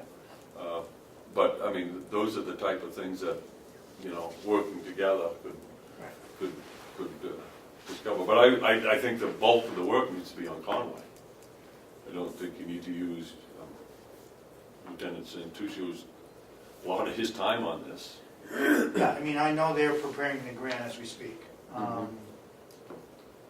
And I think the end of this week is when we're looking to have the plans needed to get to them, so they can incorporate it into the grant. So the grant that they're seeking, will they be seeking it as the town, or we, this No, is as the the group? county. Yeah. Okay, so They're doing all the work, though. they're doing the work, and we're going to endorse the grant. It's- Yeah, they'll have our piece in it, Right, and it will need our signatures, I'm sure. Yeah, Tom Holes reached out to me this week. I sent him an email back saying that I was waiting for the sheriff's construction plan to come forward. I told him at the end of this week, we should have it from OME. yeah. And I'd be sending that to him as soon as I got it. Okay, I'm very selfish about this, so tell me what the county is going to get out of this. Well, if, Two towers. what it will be is the new tower on Oak Hill, which would be larger than what we were gonna put up there as far as the old Thompson Hill Tower. So is it 120 feet, is that what I you're don't talking know, I about? have no idea. What was the one we were gonna put up there? It was the 100 Thompson feet? Hill, which is 110 feet. 110, okay. Okay, so what are we gonna do with the Thompson Hill one? That's the unknown at this point. So, We don't need it? at this point, I don't see it, but it could be, I don't know, could be used somewhere. It's, yeah, Chairman, Okay. I got the answer. No, I do. Because I asked that same question, what are we gonna do with the tower we don't need? And the answer is you scrap it. You don't need it. Worst case scenario. The other thing is, you had your grant for the Oak Hill Tower. You've already got that. For the equipment to put on Oak Hill. Wasn't Which that would be dish and. going to be a bigger receiver. tower though? That was gonna be the old Thompson Hill Tower. Oh, that's when you were gonna move over there, Right. okay. And that was the grant we were gonna go 50/50 with, which you approved Right. for a total of 80,000 for. I knew there was something, I just, so, That grant has not been submitted yet. This so, would take place of that grant, or we can even do both, just in case the other doesn't go. well, that's what my recommendation was going to be. Can you do that Yes. without conflict? Any I spoke conflict? to the grants people. All right, because I think that would be the sensible thing, because the bigger grant with Conway might not go, and then we'd be left with nothing. Plus 2 or 3 months behind. So if you put in for both of them, let Conway do all whatever they want to do and put our stuff in with it, and you do the Thompson Hill, and there was others pieces with that one also. All right, that was my concern. Good. Yeah, I think that's exactly right. Sounds like a win-win for everybody. So we gotta make a motion at this time? I'm so sure you need a motion. No, I think that's Well, up I, to the well, sheriff let me to ask- make his own. let me, I'm going about process now. This isn't about, my process is this, He's writing grants. is Conway gonna join with the sheriff's department on this? Is that how that's gonna work? On the On the Northern grant. on the Northern grants? That's going to be Conway through you to us, and then delegation has to over. Yeah, I mean, I would think That's how that at one- some point, your signatures are gonna be required, I would think. And that's why I was wondering if we needed a motion here to support that effort, or is we just gonna do it? It goes to the grant committee, Then to us? then to us. So, Okay, that's the process, that's what I need to know, the process. Because what the grant committee's been doing is the grant, once he's Yeah, written the grant, yeah, then the grant, and he can submit it, whatever, but then the grant committee has met and decided whether to accept it or not if the funds comes through. yeah, And that's when, okay. we're That's talking what- about funds being received is when the commissioners have to okay it and the Okay, delegation is all right. okay. All right, so I don't have a motion. so, the Northern Borders grant that for the 80,000 is gone? That's a different one. Okay, That would be the New Hampshire Emergency okay. Management Grant. So what's the But that's Northern not Borders this one. grant? Northern Borders Grant is the one with Conway. So it's the one that they're already doing?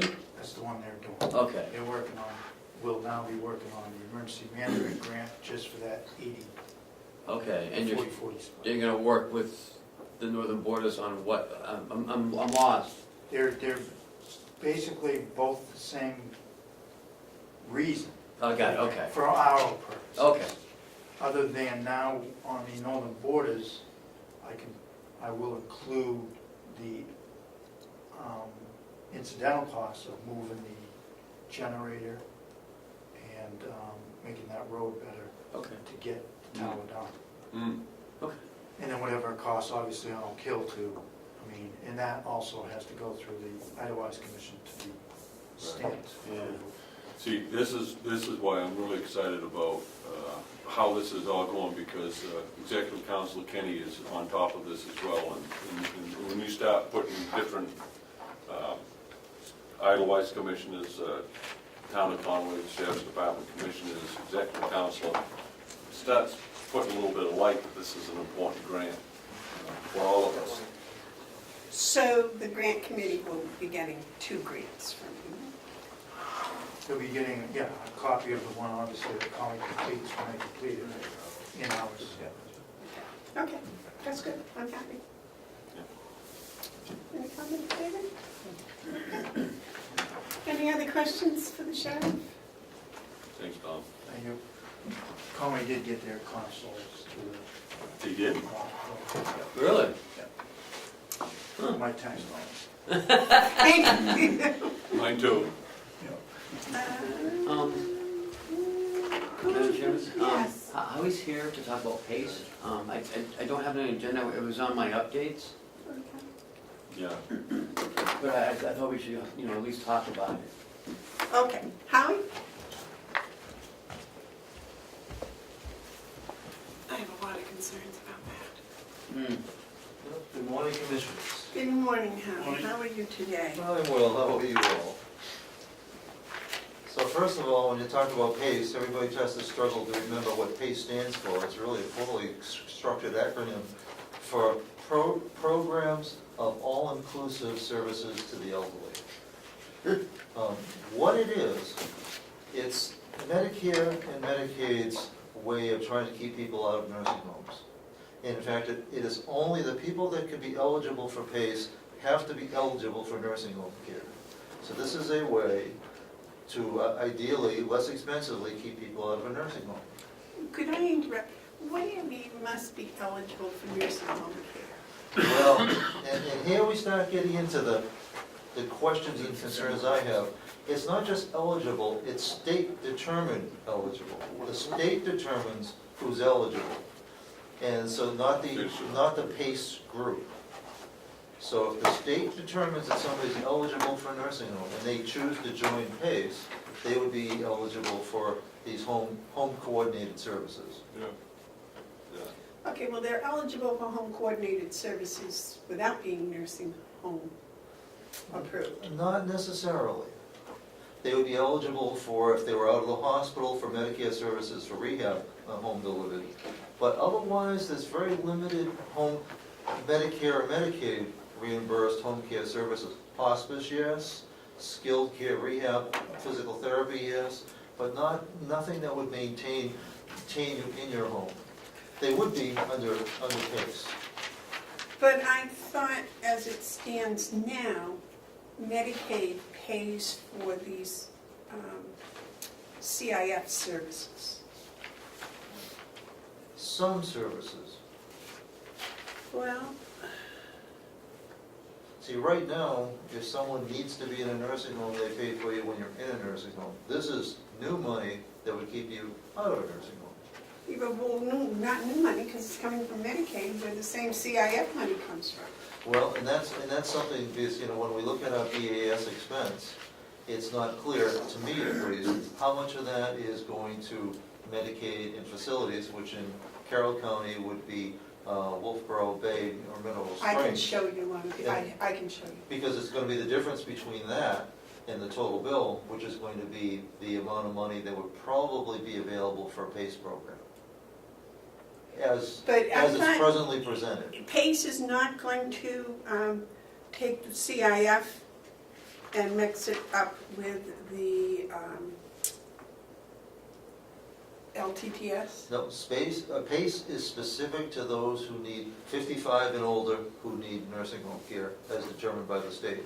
That's actually that part is actually very clear in looking at all the data that goes on in PACE programs in other states that have it. There are about 30 states that use PACE. That is the Medicare and Medicaid qualifying factor. 55 and older and state-determined needed nursing.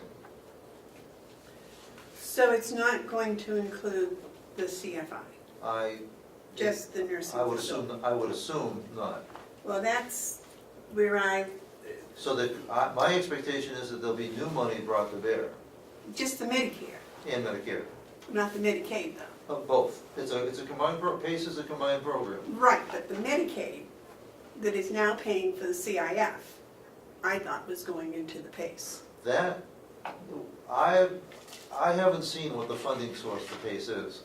In listening to George, you kind of believe that there's gonna be additional monies, but that would have to be part of the due diligence.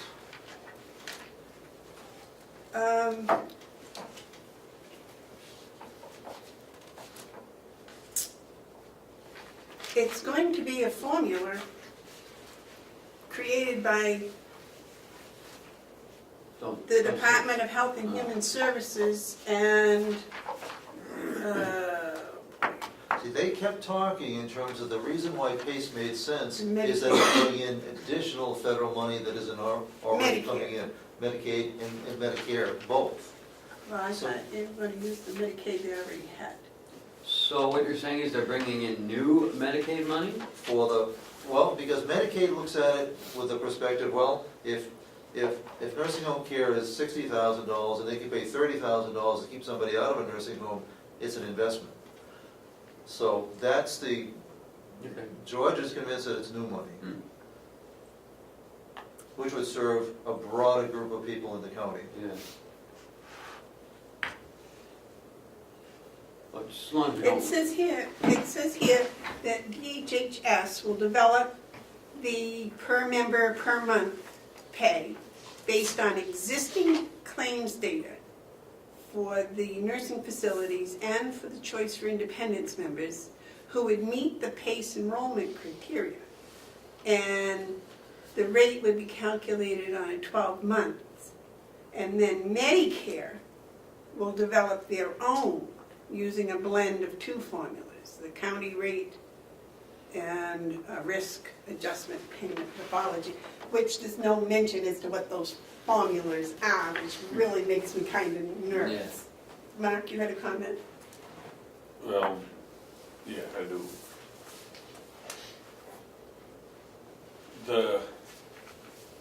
The whole thing, if you shake it down, that I see this worth salvaging at this point from the directed implementation that Neil Kirkville's going to address. The only thing worth salvaging out of that is PACE. And I look at PACE, and admittedly, I don't really have a deep understanding of it, but when I look at that conceptually, and you reinforce that today, it's the attention, it's something that we should be attentive to. And so, in my own early attentiveness to it, I would say, it's a good program, except we don't have the availability of beds or services for anyone to really have a choice. If we're going to go PACE, and I hope we do, then we have to come up to we have to confront the reality that in Carroll County, the choices that PACE speaks of are not choices that exist. Well, PACE If is, people don't really have a choice to go to a nursing home, they come into the nursing home. So what's PACE do to alleviate the lack in Carroll County of beds and services? But don't we already have those choices? well, PACE is, the specific focus of PACE is to keep people out of nursing homes. Well, what's CFI do? Choices for Independence that covers a lot of different services, and it certainly helps keep some people out of nursing homes. What's different about PACE, as I understand it, it's a system that'll be capitated. Capitated means the state is going to give the PACE group, if you have 100 clients, they're going to give you so many $1,000s per year, and you make it work. You keep them out of a nursing Right, home. that pay per Paper month. per member per month. And it'll be capitated. And so they're not gonna tell the agency who manages PACE, the local PACE group center, they call them, how to spend the money, but they're gonna cap it. So it makes the state end very easy, they're just writing one check. The PACE center takes all the risk. Right. Right now, the PACE Center has to be able to have a building where they can supply some of these services, is that correct? Maybe, maybe not. I would argue, and many are set up that way. If you look at Massachusetts, they have 14 PACE centers. They have buildings, and they're virtually mini senior centers. But those are private organizations that are set up to make money. I would say we have a particular problem in Carroll County, and it's geographical.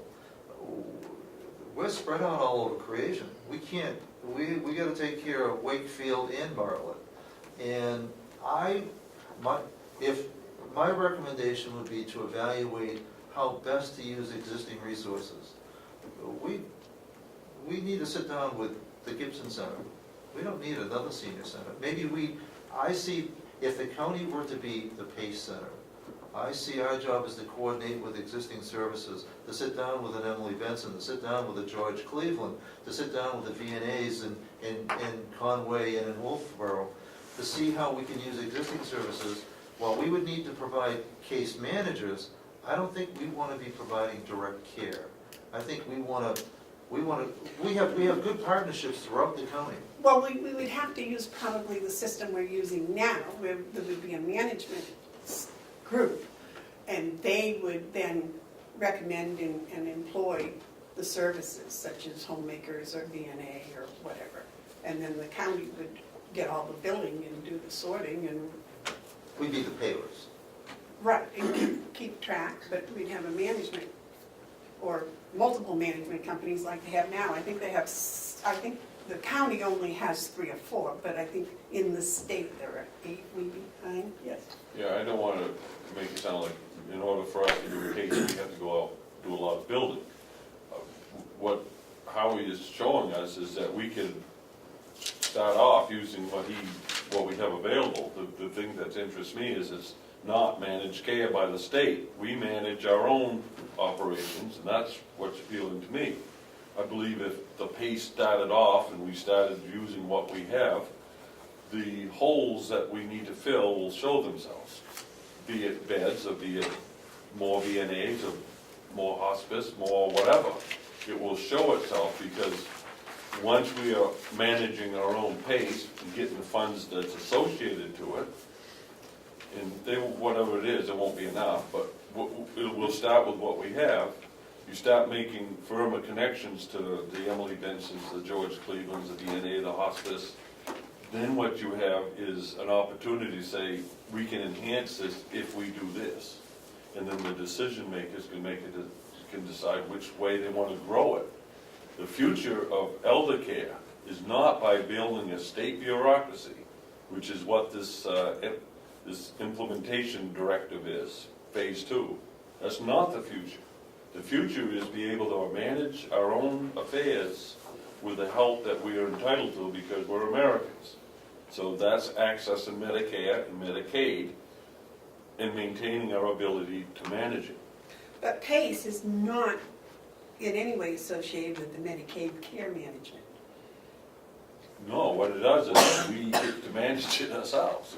Well, I mean. Unless I'm missing something. PACE is just for the- Someone's gonna manage it. An essential part of PACE is actually care management. Right. Doesn't necessarily, in that, it doesn't obligate the care manager, the PACE center, to necessarily provide the service, but the PACE center has to be the advocate of the client Right. and In manage that. the information we were given the other day, it says, under a capitated Medicare, Medicaid payment, and entirely separate from the MCM program. It's totally separate from the MCM program.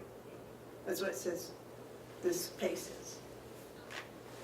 Now, the MCM, Yeah, the Medicaid care management. oh, it's completely, oh, it has nothing to do with Medicaid care management. Well, that's what I'm No, saying. then nothing, that's the hope with the Kirk bill, is managed care goes away. Right. And when that's done, the only part of their original, it was part of that Medicaid managed care overall state plan, but the only part that would survive would be PACE, which would not have anything to do with managed care. It doesn't have anything to do with managed care, No, anyways, although the before. PACE, the PACE. Even in the plan that was approved It before. wouldn't at all, although the PACE center would be responsible for not, managed care, when we talk about the state plan, is all about insurance companies managing expense. The managed care that we'd be doing is really case Well, the management. MCOs, Yeah, but we would not be working with a third party, we would be the MCO. we'd be the MCO, But PACE is only for the elderly. 55 and older, Yeah, what who about, need nursing home care. right, what about everybody else that we're covering now under our BES payments? My assumption is that wouldn't change at all.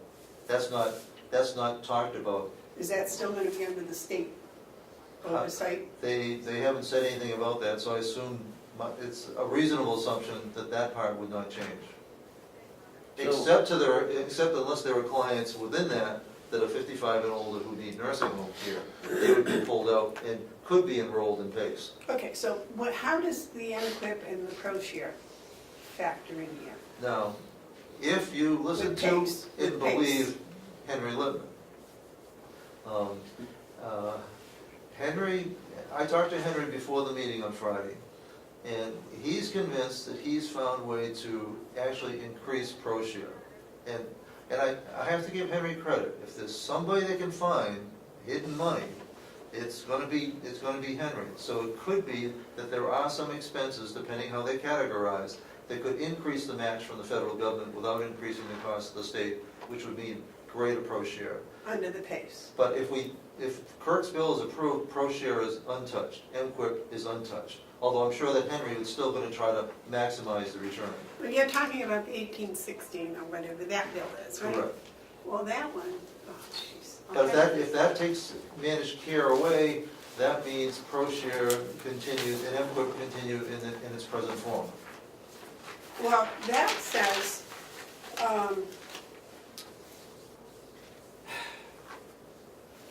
I had thought at first, it was my interpretation that this 1816 bill returned everything back to the way it is right now, Correct.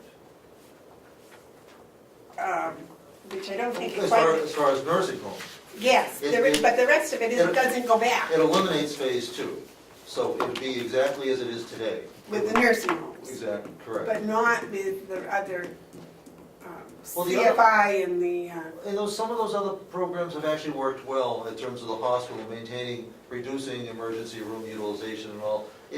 There are aspects of managed care that make sense, but long-term care and nursing homes have been squeezed for so long and so hard that you can't take a 30% out without cutting services.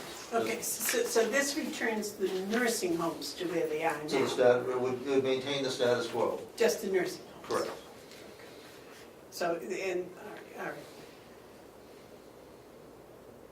Okay. And PACE would be a consideration after that. If Kirk's bill were approved and we're at the status quo, then would be consideration of whether it's in everybody's best interest to consider PACE. And who should be the PACE center in a given geographic area? And how many should there be? It's all up for grabs. But Kurt's bill only talks about the nursing home care. Correct. It doesn't talk about the rest of the managed Medicaid plan, which Correct. deals with the CFI and TLSS, whatever. that That's is. already in place. Yes. So that would all, Kirk's bill essentially leaves things as it is today. Phase two is scheduled to come in June of 2019. This would eliminate that, not delay it, but For the eliminate nursing it homes. For the nursing homes, only. Oh, And that's the only part of managed care that hasn't been implemented yet. So everything else would stay the same, but it wouldn't get any bigger, and it wouldn't affect nursing homes.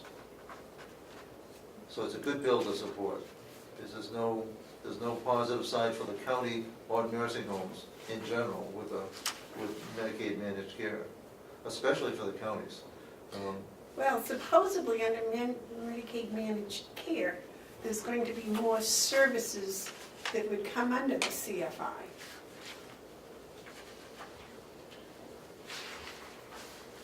So I can't speak to the non-nursing home side, Right. so I haven't paid attention to the details of the CFs.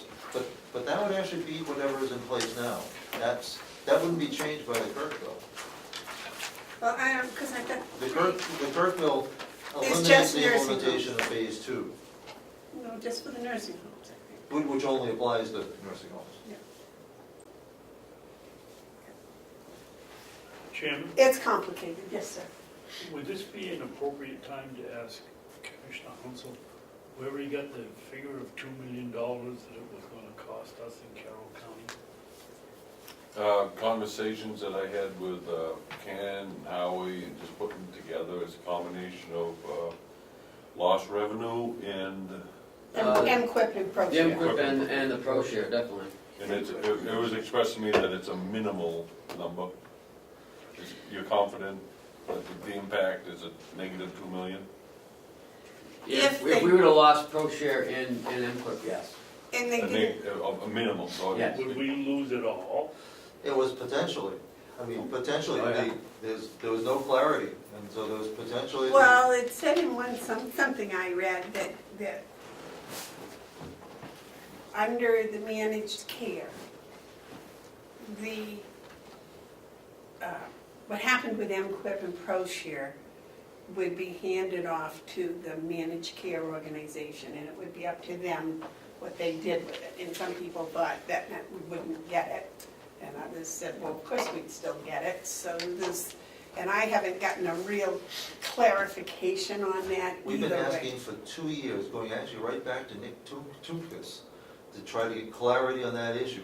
Can you, and what they were finding is that if you go to managed care, Medicare was saying that ProShare would not apply, that it would need to be distributed to all 70 nursing homes in the state, not just the 10 county. And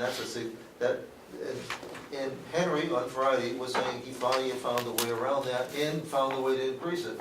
Well, thinking that he found a way around it and having that be documented are two different things. And, yes, and they didn't say though definitely it was gonna go to all No. 70 nursing homes. So it's too The other, many the other ingredients. expense is maybe hidden a little bit more, but it's a real expense. And that is, when you talk about managed care, you're taking something that we're doing, right? And then saying, okay, we're going to have a private company, an insurance company do it, and they're going to lord over you. They're going to tell you what you're going to do, even though you're quite capable of doing it yourself. And they're going to get a piece of the action for doing it. So that diminishes the amount of available money. There's only so much money, so they're skimming their 2%, 1% right off the top. And so in that sense, the counties are paying for something that they neither want nor need, but we're paying for it. And that, And as you say, have already. we're doing it, we don't need managed care. Well, We the don't. state's doing it. Well, the state's doing it, but they're not doing, I don't know, see, I'm not a complete expert on it, I'm just smart enough to know from what's going on, that the hierarchy is just another piece above us, telling us how we're going to do things in eliminating more of our participation. Is that a fair way of That saying is, it? I mean, when it comes to the nursing home part of managed care, the state is fixing a problem that isn't broken. Right. With the hospitals and CFI, there were issues of overutilization, misutilization, that the state either had to set up their own bureaucracy to fix, or to hire outside to fix. It's actually worked out, from many reports, to have worked out well, going outside for managed care companies for that kind of service. It does not and has not worked in other states for nursing homes. They were sold a bill of goods. They were sold, this is back 4 years ago, that if you bring it in, the state will save all kinds of money in nursing homes. That has not proven to be the case in other states. It's actually increased the cost of long-term care, not decreased the cost. I It's haven't researched it's other states. privatization of what we do. It's building a state bureaucracy That's at already the there. expense of us, and we don't need it. No, And at the state, expense of care. the Well, state- And at the most. the state bureaucracy is already there. They hire the managements, they hire they're in control of everything down. Now, in the nursing home, I don't know what their control is with the Well, it nursing actually home. works pretty well. The limiting factor that we have with the state is the fact that the legislature approves a budget of how much money the nursing home is gonna get in Medicaid each year. And you'll hear about the, cost neutrality factor. And they approve that number. But how the state manages the money they have, Health and Human Services, it works very well. That's not a problem. We wish the state would appropriate more money for long-term care, because we're only getting paid about half to 60% of what our true costs are. It's not just Carroll County, but statewide. So the Medicaid rate is half of what it should be. But that's because of what the legislature appropriates, not because of Health and Human Services. So, for instance, on like Encrypted, we pay out about $525,000 last year. We got back $1,250,000. So if that would go away, we're going to lose $1 million there. We get $1.2 million in like ProShare. That's gone. But we So- don't know, that's the problem, we That's- don't know. Well, and Well, if it's going to go to MCOs, you think they're going to give it to the counties? ProShare was clearly at risk. MQIP is just a disguised tax. Nobody knew how that would play into things. But ProShare was clearly, we were told that it couldn't be, a number of times we've been told that it could not be part of managed care. Well, because they said it can only go to municipals. Correct. So, MCOs are not a municipality. No, MCO is an arm of the state.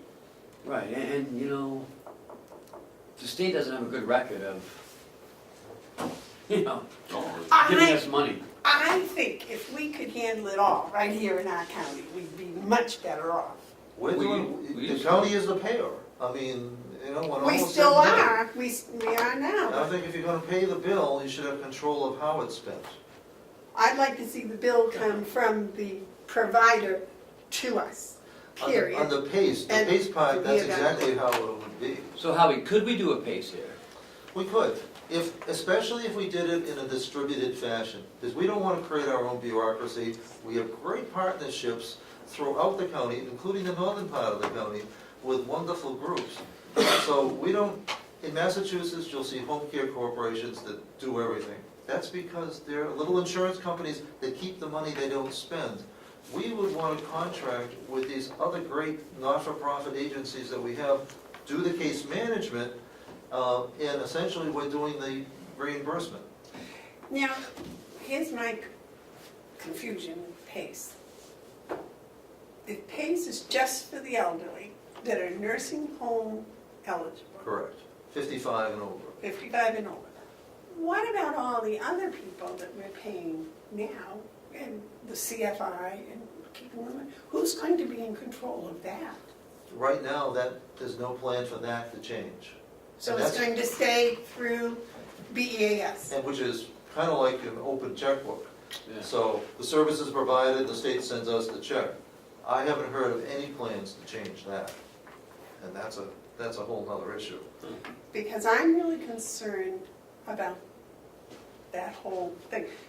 Because I would think that PACE could be expanded to include the CFI clients. Right now, it's playing by Medicare, Medicaid rules, so it's not, the PACE program is actually a federal program that states implement.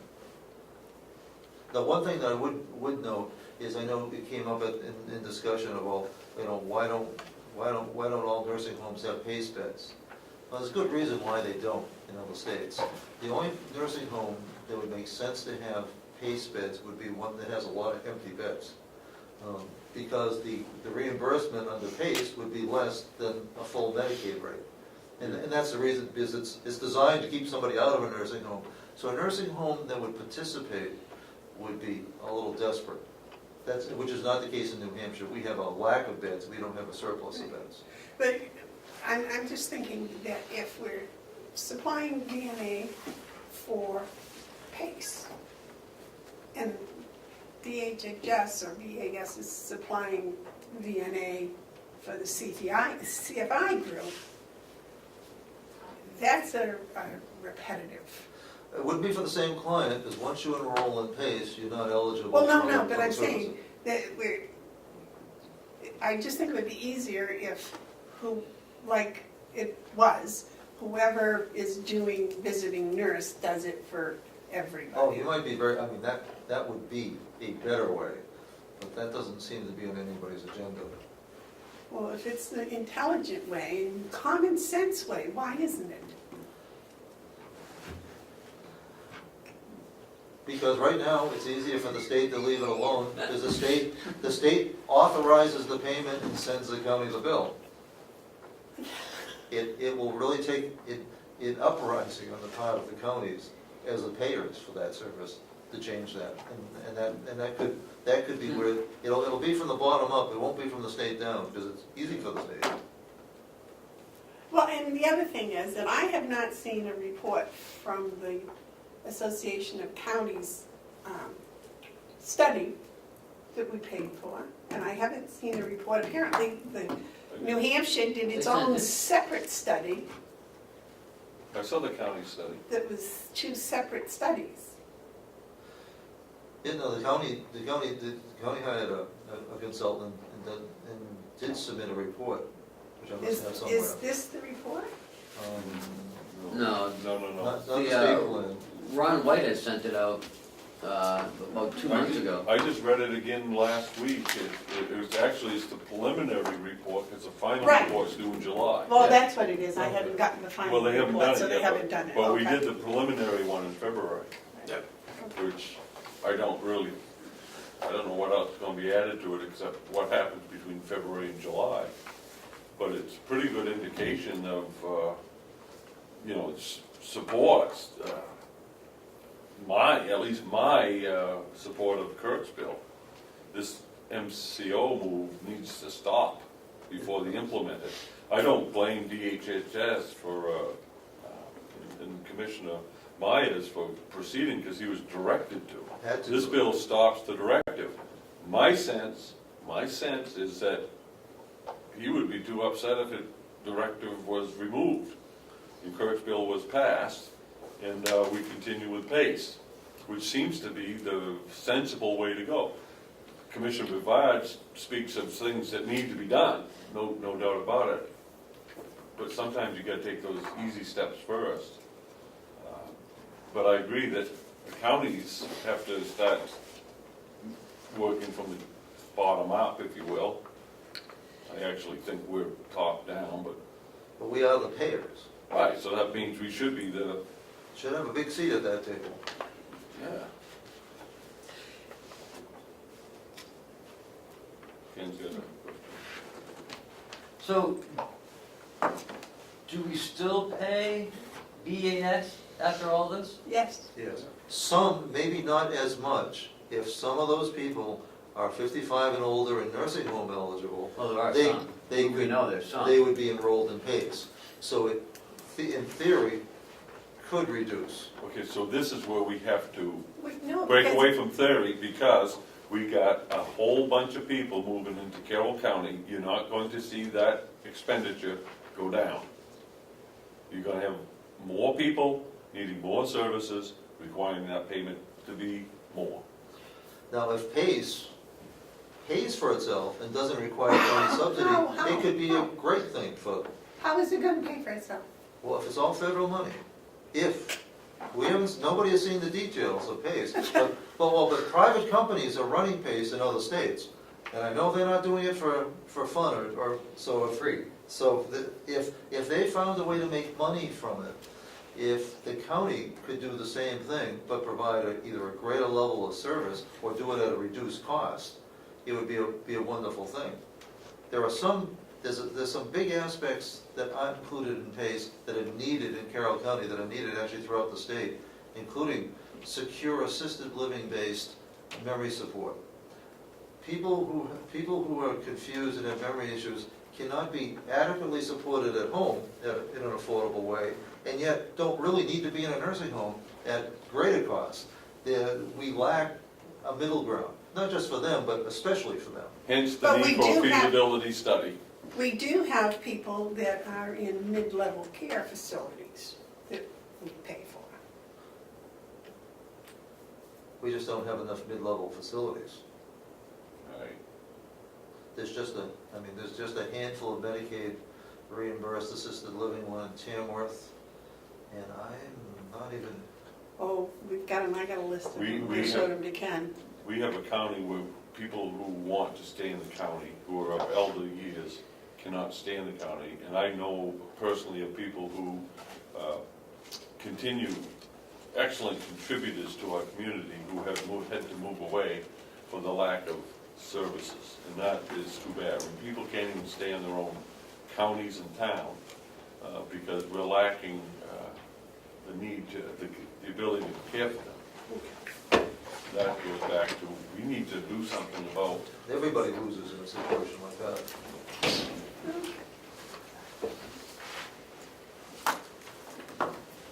Thank you, Howie. Any more discussion, anybody, anywhere? I'll continue to follow things and update you as things happen, but it's good I want you to have information, it's good for me to know. If you are hell-bent against PACE, it's good to know that up front. If you think it's something that's reasonable to consider, then I can continue to find out what's going on. My only concern is that we're going to be paying VNA at one level under BEAS, and we're going to be paying VNA at a different level under PACE. Could well be. And I'd like to mix it all That together. would, if that I would can. be better. Yep. That's my only comment. Thank you, Commissioners. Thank you. We have an introduction that has been waiting. And also an update from from Jessica's gonna do an update. Oh, Yeah. You want some soup Yeah, there? please, could you? Okay, Thank yeah. you. Yeah. I gotta find you on. Do you want us to wait for you? nah. Here, why don't you sit here for a sec? Hi.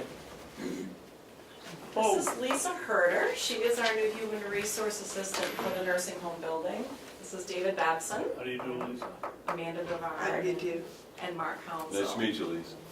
And I think it's possible she knows you all somehow in another Yes. life. Oh, I need to know this one. Do we want to do this on TV? It's quite tame. Well, I don't know Commissioner Babson, but I did attend your alma mater, Babson College. So. Okay. And Amanda Bevard and Commissioner Bevard and I worked together at Kingswood for a short time. And Steve Corsi from Plymouth State says hi. Oh, wonderful, wonderful. Thank you. So this is a It's connection. the trail of my career history. Good. So Lisa started on Monday, has been working primarily with me over here, sort of getting used to the many different daily activities that she's going to be tasked with while she's over there. So Monday afternoon, when I heard this big gush up in the White Mountains, was that you sighing relief? It might have been. It might have been. I might have kissed her feet when she walked in the door, but yes, she's going to be great. A lot of background in human resource and all of the different facets that we're faced with every day in human resources and in payroll. So she's going to be a wonderful addition for us. Excellent, welcome, welcome. Thank you. Nice to see you. Good luck. And Yes. I think it's absolutely wonderful, it's much needed, and I'm happy for our staff at the nursing home. Jessica's been doing outstanding work on their behalf, but the attention that they need Yes. is going to help with morale, it's going to help with scheduling, it's going to just be really good, not only for them, but for the county. So I'm Yeah. looking forward to your success, and thank you. Thank you. And you had an update for us on tech? Yep. Oh, you had something to say, David, I'm sorry. Yes, I would like to know, I wasn't in on the hiring, a little bit of Lisa's background. Sure. Well, she was at Kingswood with me. Do you need any more? Yes. She's I'm happy to bring my references. She's Plymouth State, do you need any more? She went to Babson, you know. Well, I- that's a mistake, that's not my alma mater. Now your alma mater? It's my name. If your name is Bates or Smith, maybe Colby, Colby. you probably can get Tufts. your name on your hat too. What school? Tux. Hounsell School of what? I don't know. And we digress. But I'd be interested Sure. in knowing a Yeah. little bit of your background. Well, I attended Babson College and I graduated with a marketing and entrepreneurial studies degree. And I went from there to a career in high tech as marketing communications person mostly for startup businesses, and worked for about 10 years in high tech. But that took me away from my home base. And so around 2000, I kind of revised what I was doing with my life and decided, well, can't really be in high tech and live in Tuftonboro. So at that point, I switched into town government and I worked for the town of Tuftonboro. Went on from there to the town of Meredith and did a lot of HR with the town of Meredith specifically. And then went to Kingswood and was only there for a short time because I didn't pan out into a full-time position, unfortunately, but I really enjoyed my work there. And A teacher? well, I was a long-term sub at one point for I'd give you, business. I'd call it a teacher. Yep, and then I worked as a library media assistant also at Kingswood for 2 separate time periods. Most recently as the library media assistant with Karen Levy. And then went up to Plymouth State and I worked there for 8 years as an administrative assistant to the academic departments. Thank you. So that included a lot of personnel and payroll function as well. And you live in Tuftonboro? Yeah. Nice, nice. Her ride has been considerably shortened. Yes. Thank you. A little update on Checkmate. Kathy and I are starting to go through a training process with their reporting functions, which are even more critical for Kathy probably than me. They're working on the interface of how the payroll comes back into our financial end of our system. And in the process of doing that, they're training us on the various reports that we want to be able to have and access and review on a regular basis. So we're working together with them on that now. We both, Lisa and I, worked with Lori Tatro on Monday for the payroll-based journaling report that we're responsible for doing every quarter for the CMS, which is the Center for Medicare and Medicaid Services. So it's something that's pulled out of payroll, but it's something that she actually files every quarter along with additional information that they are looking for from her, and is a function that Checkmate can do for us, which is, after looking at how they're doing it, is going to be a lot easier than what we were tasked with before in the old system. So we worked on that, and that will be finalized today. Our first quarterly report of the year is due May 15th, so we've got a little time. We're way ahead of it, which is where we want to be. So we got her involved in that right away so that she can be of help to Lori next door on that when it comes time to run that every quarter. And then this week, the past 2 weeks, but particularly this week, we've been finalizing how the accruals are going to be brought into the Checkmate system so that they're showing up on everybody's pay statements. So this is what they're accruing for sick, vacation, personal. It's been going on in the background, it's not available to them on their check because it's a little bit of a complicated process to get all of the different plans based on how long you've worked here, what your job is, where you fit into in the category of part-time, full-time, whether you're in the nursing home building, the jail, the sheriff's department, the admin building. So there's a lot that goes on in the background that people don't see when they look at their check, but they want to see the bottom line, which is what do I have available to me? What have I earned for time? Because it's accrued every payroll. So we're getting finalized with that this week. I have one more meeting at 11 with them and Pat Batchelder from the jail to go over how they do it at their end and make sure it's going to be looking correct and Checkmate, and we'll go from there. So what do you do in your spare time? In my spare time, I do FMLA and workers' comp, and I pretty much answer any question that comes across my desk or through my door that needs attention. Manually handle. Yeah, manually doing a lot. David? Yeah. Just have, in your opinion, has hiring Checkmate resulted in more accuracy, less time, cost savings? Yeah, I believe that it is going to be much more accurate based on just what I'm seeing. I'm only looking at the payroll end of it. Kathy's looking at how it interfaces into our financial piece. And so the process is two-step. Obviously, the most important process at the beginning was making sure we kept payroll going and getting people their checks. How that information is flowing back into what they call their interface from all this information into our financials is another whole piece of it that we're working on. I feel like it's, I am now at the point with Checkmate where it's becoming a much more efficient process. There are still things that come up that I don't know how to do and I have to contact them and ask them to train me on certain parts. But that's to be expected with a new system. Are they kind and gracious and Yes. welcoming when you call them? Yes. So you're happy with the customer Yep. service side of it? Yep, absolutely. Didn't mean to interrupt. No, absolutely. They're very responsive for my needs for, payroll and getting things done, and they're committed to making sure that we have everything we need to make sure that this is going to be everything they sold it to be. Good. So, but some things do take time. So it's, we're not there yet with certain pieces of it as far as seeing the efficiency because we haven't had a chance to use it enough yet and make sure everything is flowing the way we want it to, but that will come. How's it working at the nursing home? The nursing home has been really the biggest initial success paycheck-wise. We've been able to put their checks, when they get their checks now, they can see exactly how many regular hours they worked, how many shift hours they work, and what they got paid for that shift.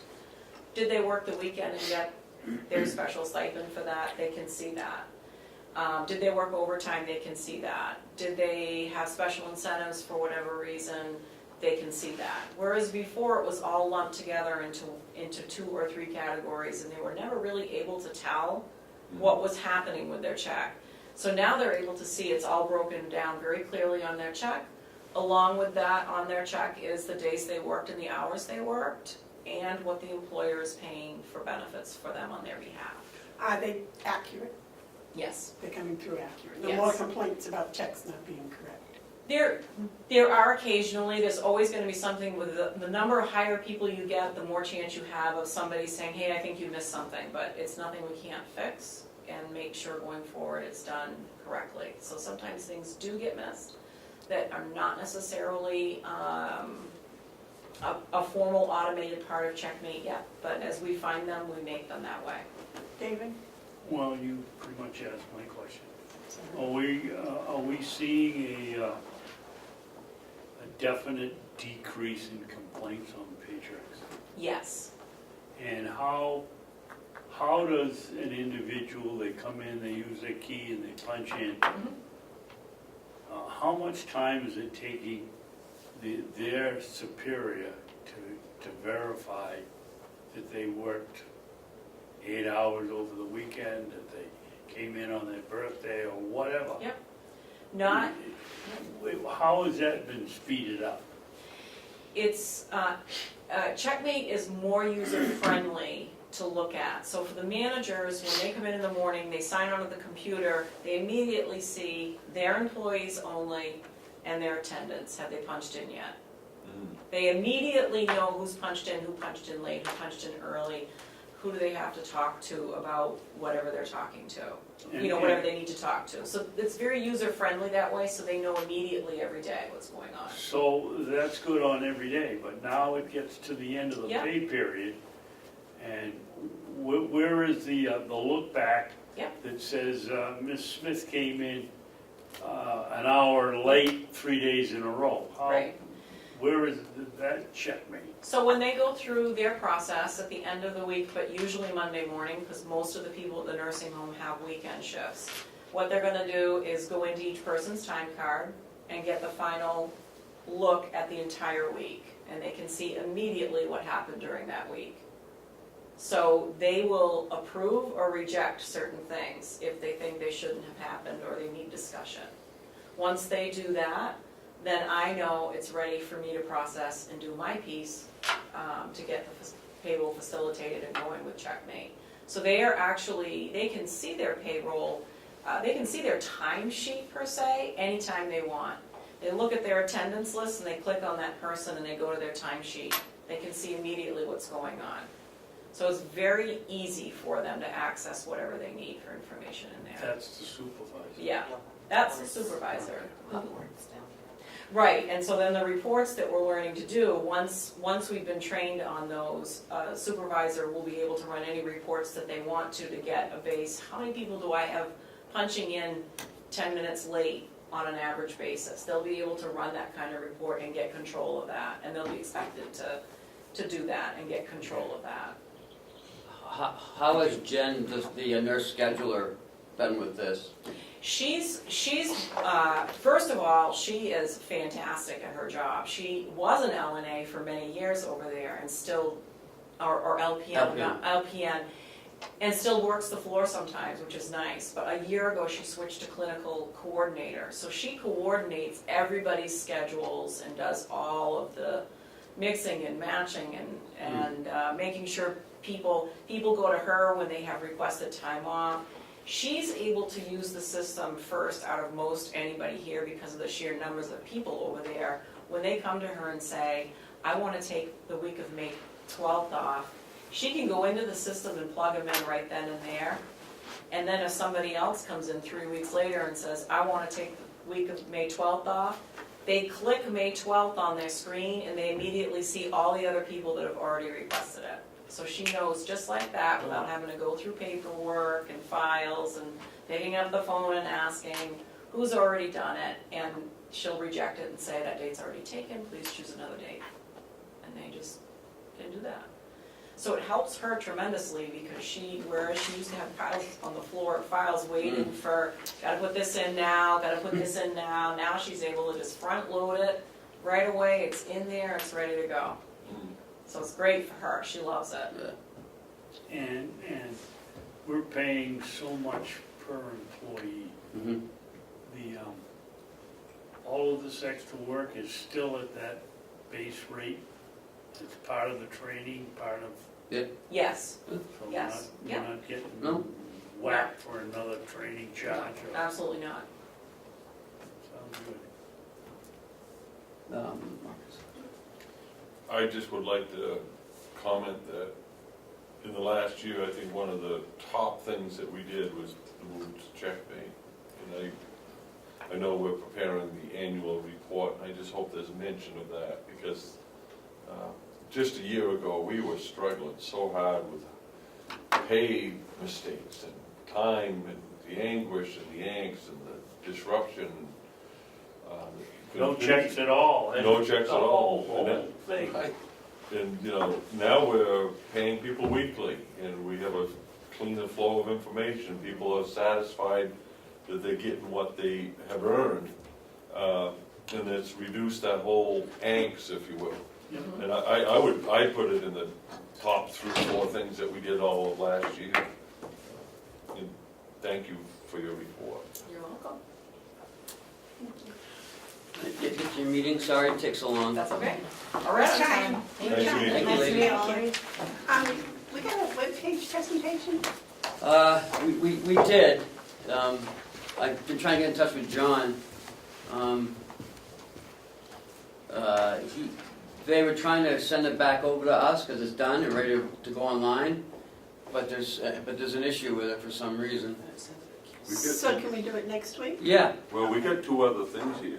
well, I can't get a hold of John, I think he's at the I jail. mean, that's, we Well, I skipped the support letters in the fax. Right, but I went on because those ladies were Oh, waiting and okay. they had an 11 o'clock appointment. I see. And I thought that we had a set time for John to be here, but apparently that's not working. So we'll do that next week. Okay, so we're not gonna do the website today. Oh, Okay. I don't, is that right? Yes, no? And we had the Maybe. checkmate update. Okay, so that's, Well, just because they're here, because oh, yeah. right, no, that's we're good. paying them, I That's good. just assume. Yeah, no, that's good. to No, see. we can actually see it. So, why don't we do this stuff and then we'll take a recess, I'll go get the computer and the projector, set it up. Okay, Okay. okay, so let's go back to, House Bill 1816. okay,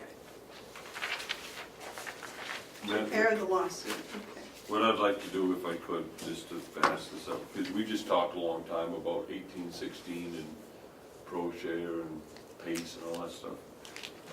I just put it out there for the discussion. I'd like to make a motion that we authorize the chairman of the commission, Chairman Amanda Bevard, to write a letter to Senator Bradley with the proper CCs to other officials, voicing our support of Neil Kirk's bill, House Bill 1860.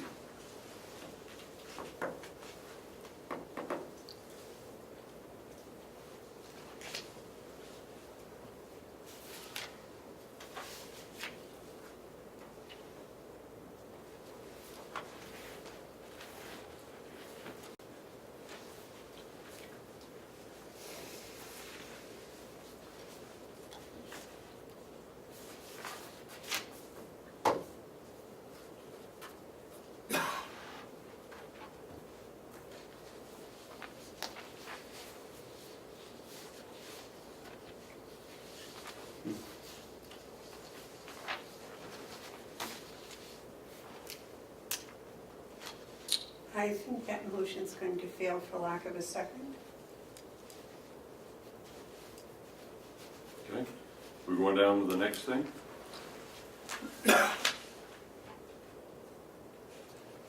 SB 443, I have no comment at all. I do. okay, David? in my opinion, my humble opinion, I think this is a perfect example of why people don't have any faith in government. The rules are a germane amendment, and if you can tell me how an act relative to the jurisdiction of counties concerning retail electrical supply and allowing the Carroll County Convention to employ a delegation coordinator. Amended analysis. This bill permits certain county governments to access certified competitive retail supply markets. This bill also allows the Carroll County Convention to employ a delegation coordinator. I'm not talking about whether we should hire one or we should not, but how in the world can anybody sit here and tell me that hiring a delegation coordinator has anything to do with competitive retail electrical supplies? This is why people don't trust their government. Thank you.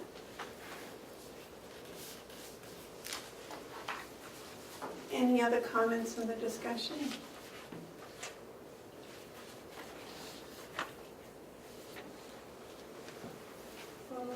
Okay.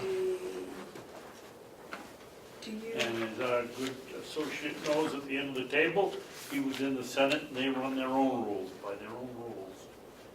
And the House has their own rules.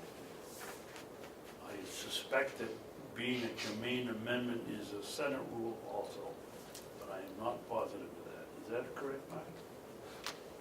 I also know that with 2/3 vote, you can suspend any rule. But you're right, I don't have any comment on your comment, except I want to get an administrative assistant downstairs, and I understand perfectly well what happens in crossover in an election year. They want to get out of there, and they're doing all kinds of political favors back and forth. That's how it works. It's ugly, and it's the way it's been for a long time, and it'll be that way next year. You're accurate. That's why we have 50% apathetic participation at the voting booth. People aren't stupid. They know when they're being gamed. This is a game. This is a few people in the delegation hijack and holding hostage the much-needed administrative assistant because they can't come to terms with getting their recording secretary to sign paperwork necessary to work. They withheld that much-needed position from the county, putting undue strain on the current staff, requiring that they would have to work overtime and not get their work done. And then we're critical because we allow that to happen. This is a health issue as much as anything. So I put all aside the improper rules that they do with what they want in order to get the political favors that they desire. So yeah, at this point, I don't disagree with Commissioner Babson, but I want to get that administrative assistance, and what we have been told by certain members of the delegation, we're not going to get that until they have their coordinator. Well, then get your coordinator, then give us that assistant. But it's good to know that everyone knows this is how it works. This is the sausage part of making sausage.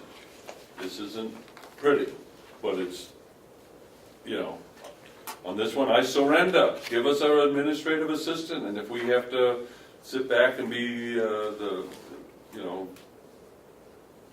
recipients of your political intrigue, then so be it. Get us the assistant. David? Yeah. Commissioner, I agree that obviously that we need another person. I'm just struck by the lack of control that we will have, not over this person and what she does, but what we pay her. We can't afford to throw the whole apple cart upside down because one employee is going to get more money than somebody else that does almost the same thing, and we have no say over it.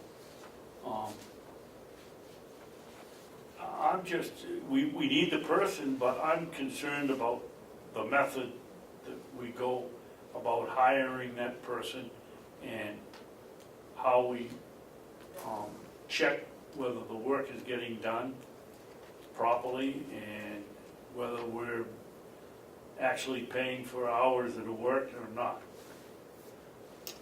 That's my only problem with it. My understanding of the disbursement of funds is we control the checkbook. There's a line item in there that the delegation put more money in than we requested, but that's up to them. But at the same time, we're required to make sure that we're getting the best value for the dollars spent. As far as overseeing the work, that wouldn't be for us to do. If they're doing a good work, a bad job, or not a bad job, that's not for us to do. What we have to do is protect the county, that whoever works for us signs the necessary papers so that we don't get ourselves in trouble with the Department of Labor again. And so whoever gets the job is going to have to sign the paperwork. And so it's right back to square one. They didn't have to do all this. All they had to do was sign the paperwork. But they're doing this, and they'll still have to sign the paperwork. So it's just a reminder that none of us are safe when the legislatures meet. They're not. This is just. This is payback. Thompson said that? A lot of people have said it, but I just said it. You know, and it's true. This is political payback at the expense of people. This is putting politics above people. And I have plenty more to say about that in the coming months, about how this all transpired. But in the meantime, when you get a 5-0 vote, you get it fast-tracked onto the consent calendar. I have been around long enough to know that this thing has wheels and legs. And I surrender. Get your coordinator. And we'll just tell everyone how you got it. Not to change the subject, how does one go about, how does the average person go to stop the expansion of Medicare, managed care? Oh, we're not on that one. We're on I know, but I'm asking this as a, how does Okay, someone do that? So, but let's go back to fast-tracking this. I was the chairman of the Senate Enrolled Bills Committee, and from there I actually saw and experienced how a bill becomes law.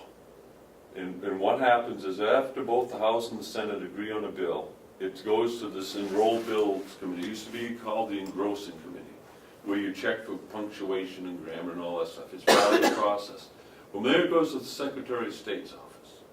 At the Secretary of State's office, they take as much time as they need to make sure that their work is done. And they're flooded at this time of year. But you can, if you have a Senate President or the chairman of the Enrolled Bills Committee, go in and speak to the Secretary of State and say, would you take our bill, which is on the bottom, and put it on the top so that you can prepare it for signature. And once they do that, the governor has 7 days after the Secretary of State.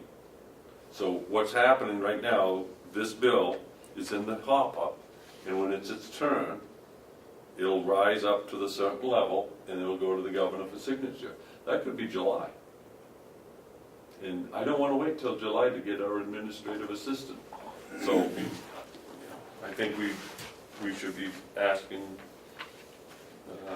the Senate to, in the House, to please ask the Secretary of State to put this at the top of the list.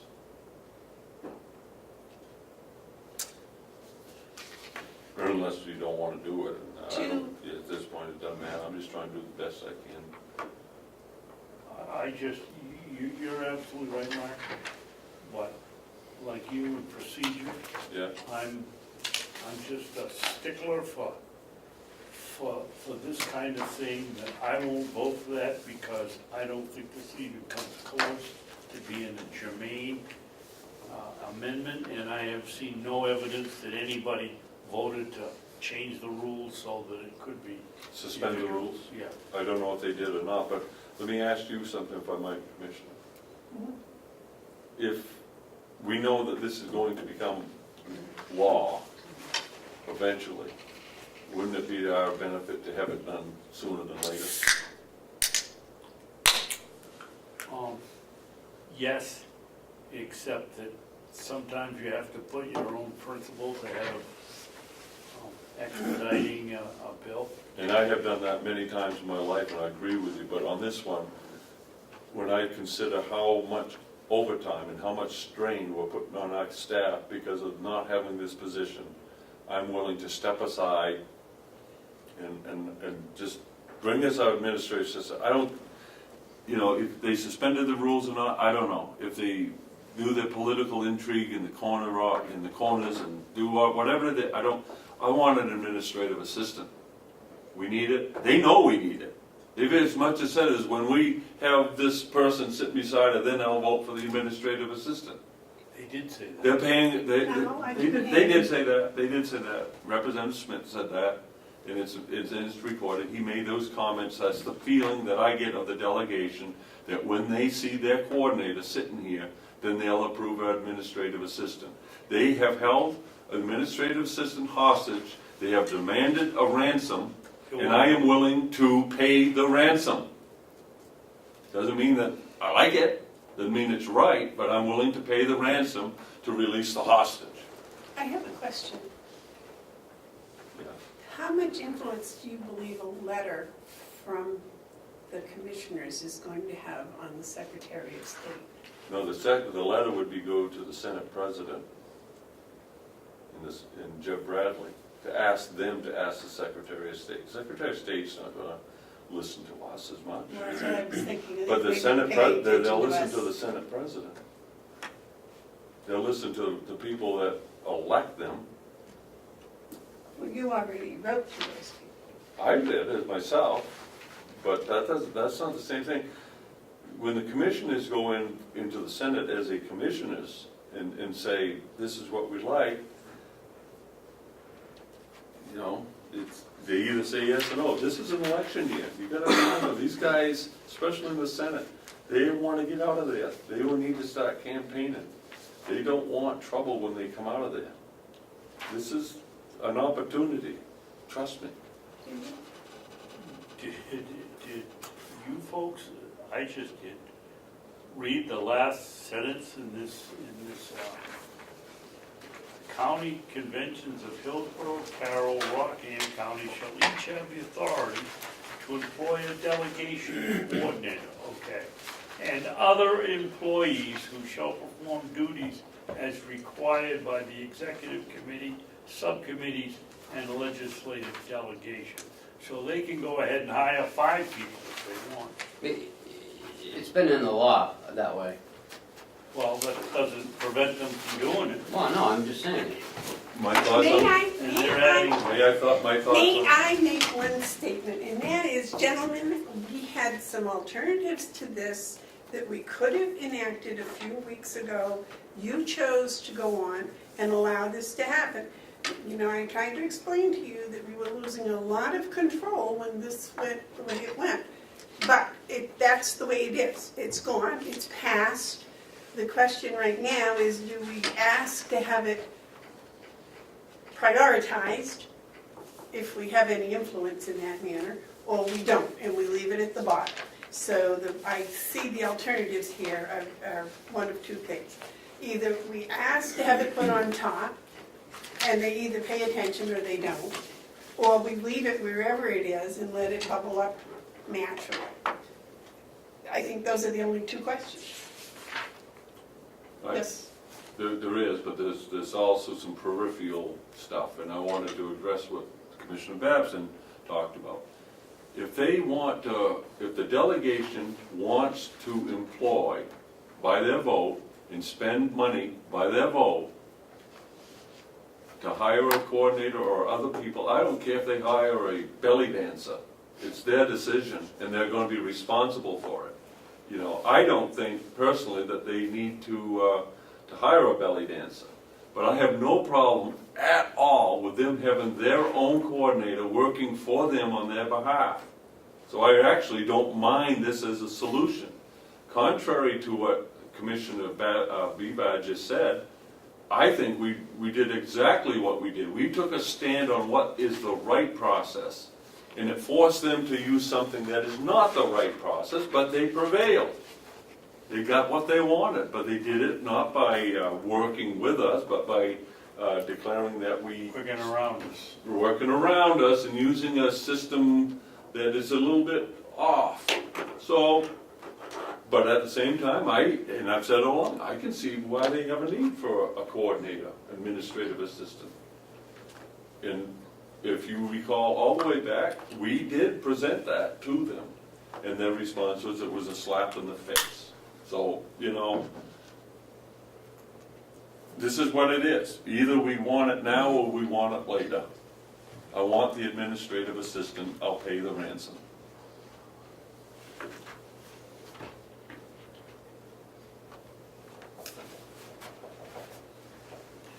And I'm not making a motion because the last one I had didn't be the second, so I'm kind of done doing that for a while.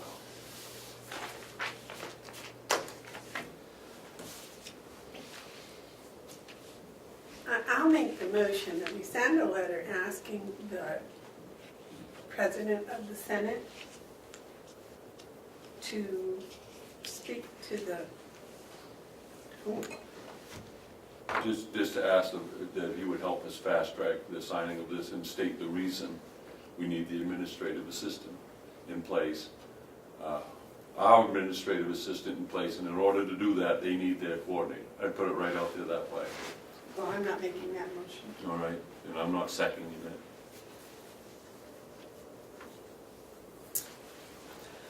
Okay, I'll make a motion that we send a letter to the President of the Senate and ask him to fast track House Bill, whatever it is, 443, Senate Bill 443. I'll second that. Motion's been made and seconded. Is there any more discussion? I'd like to make sure you CC this to our senator, Senator Bradley. It's addressed to Senator Chuck Morse, but I think we should let our senator know that we sent this letter.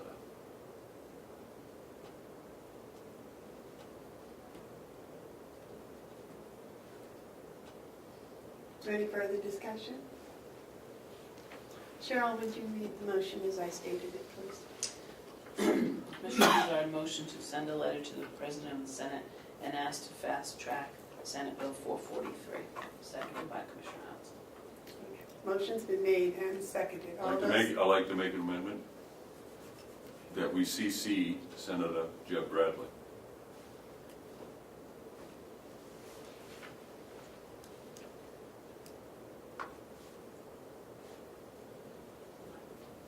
I think the amendment fails from lack of a second. Any further discussion? Motion's been made and seconded. All those in favor say aye. Aye. Those opposed? No? Fails. Motion fails 2-1.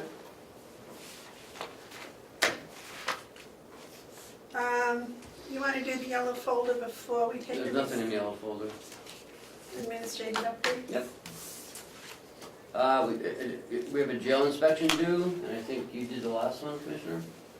I'm going, have the carpets all done and everything? Yep. Yeah, I'm gonna go The over it floors again. and- I'd like to do it again, because I wanna make that an annual thing on my part.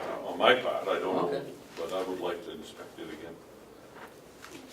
Have any objection? I don't think this has been brought up before, but I think that's a good suggestion. I think maybe we should think about doing it 2 times in a row, so that when someone goes through, I know I did it, and then somebody else went in and didn't even know what I was. Mark did it the last time, and he can go back and see if it's, I think we ought If it's to been think changed. about making it 2 times in a row. Huh, I hadn't thought of it that way. How often does this jail? Every 6 months. Okay, so, So once a year, one commissioner does it twice.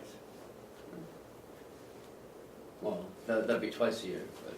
but it's only done All right, so once. what you do, designate a commissioner to do the inspection for the year. Yeah, there you go. It's every 6 months, right? Right.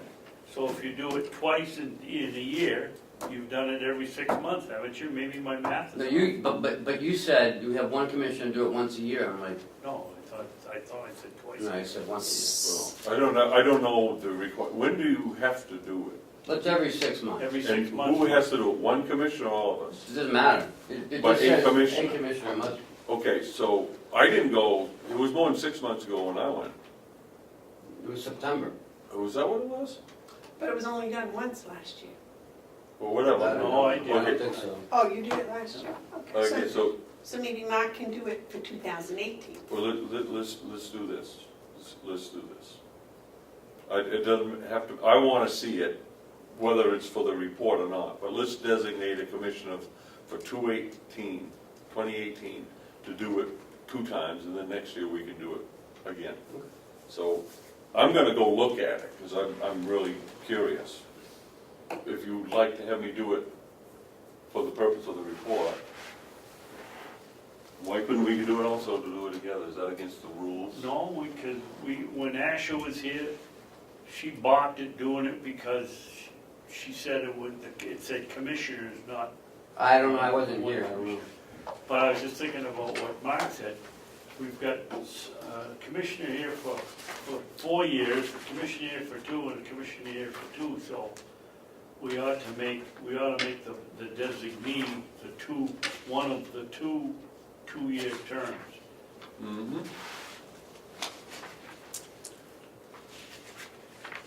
So that You wanna do it? I'll yield to you if you wanna. No, I'll take it, I'll take it, well,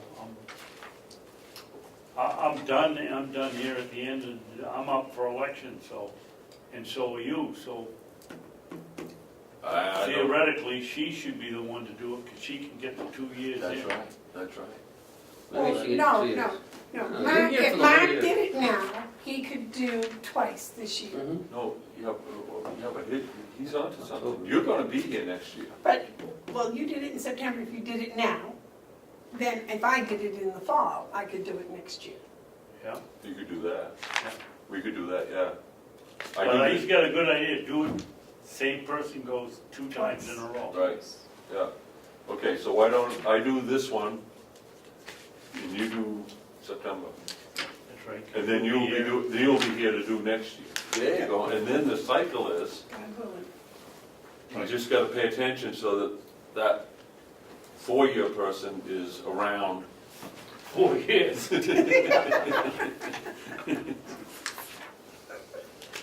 All right, anything else, Ken? Yes. The Registry of Deeds revenue is in, we're up another 11%. Things are going very well. We could hit over $1 million. That was my prediction, that we would. Yeah. That'd be good news. I mean, it's up for over 10,000 this month. It was 2,000 last time, 5,000, so you got 18,000. yeah, Plus. 18,000 in the first quarter. Mhm. That says a lot for our economy. That's really That's what I was gonna say. now interest rates have jacked up a little bit. I don't think that will affect so much on second homes as the economy in general. I mean, whether you pay $100 more in taxes on your $2 million house or not isn't gonna affect it, but if you lose your job for $500,000, that might affect it. Yeah. So it's economy driven. I mean, it's still great figures. Yeah, I mean, our last year, we were at 910,000. So this year, we could go over $1 million.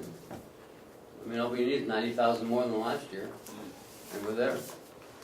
And it looks like we've already got 20,000 over, so. Don't want to make too much noise about it, the state will come take it. That's true. They had the final meeting of the performance audit on Monday. I did say that I would ask that they not start it until we're at least done our financial audit downstairs. So they're looking at July maybe, by the time they get the bids back and award it. So it might be August by the time they start. I'd like to know what they expect for us, from us as far as assistance, and I'd like to put some sort of dollar value to that. If they have $26,000 to do a performance audit, and it requires us spending $5,000 or the equivalent in time and resources, I want to have a transfer of $5,000 from that to us. If they think that they can come and do $26,000 to a contractor and then have us throwing $5,000 worth of our expense, thereby costing the taxpayers $31,000, I'd have an objection. If they have $26,000 and we determine that it costs us $5,000, they need to know that we will expect a transfer before we begin our work. Don't forget, they're also are gonna take one or two of our people that we don't have to do the work. Right, and that's why I want to put a dollar value onto that, and before we begin our work, I want them to agree to a transfer from that $26,000 into our salary lines in order to offset the work that's going to be expected of us. Real costs include opportunity costs, and when we're spending time that we can't afford to do work for them that we don't need, I expect to be paid for it, and I expect in this instance to be paid for up front through a transfer. So what I would like to have is what do you think, and I don't mean right now, but what do you think it's going to take in time and resources for our staff to do their work? You follow what I'm saying? I want a transfer of that cost from that contingency fund to our salary line. And if they don't want to do that, then we're not available, because I'm not having our people work for nothing. I'm not going to have our budget, which is already lean, support their gaze into the past. I'd rather have us look into the future. Yep. Were there any records kept of the last performance audit and how much time was involved in it? No. And anyways, I want to stop calling it a performance audit. They can call it that. I'm calling it a performance critique.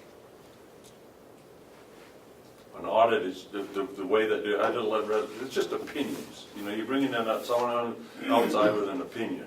It's not the same thing as a financial audit. Those aren't opinions as much as they're looking at numbers. You can't come in and say that this model is better than this model. The last performance critique that they did said that we needed to expand HR. Well, that was probably the dumbest mistake that this county made, was going off on that audit without really weighing the impact in its totality. So this is what the convention wants to do. The delegation has approved it. They've raised the money. They've got a subcommittee going forward for it. They're responsible for the whole cost, including the cost of the strain that puts on our staff. Can I ask you to have the girls keep track of the hours they spend on the performance audit this year? And you too? Because I'm sure that you'll put a lot of hours in, but we should, going forward, at least know how much time is involved. Then we can way at the beginning put a price on it. I think we need to know those costs before we expend any time. They also pulled away from doing audit on Mountain View. Why, that's... That Well, was one if of you them, read right, the, Amanda, that was on there, and they Yep. pulled away from that. if you read the last performance audit, the auditors recommend the Recommended. sheriff and the registered Yep. deeds Yep. office, They or pulled something away like from that. So it's a critique, Mm. and it's a Sorry, chosen yeah, critique. sorry. So which means it's a target. They're targeting something. It's ridiculous. Their definition is a follow-up, Yeah, to see follow. if the new changes, Mhm. what the results of the new changes have been, being one, hiring candidates. This is actually worse, in my opinion, this performance critique and the way that they're going about it is worse than their jockeying around to get their coordinator by not suspending or putting a non-germane bill on something. This is not something I'm gonna go along with. They're doing it, they can do it, but they're gonna do it, they're gonna do it. I'm not gonna do it, we shouldn't do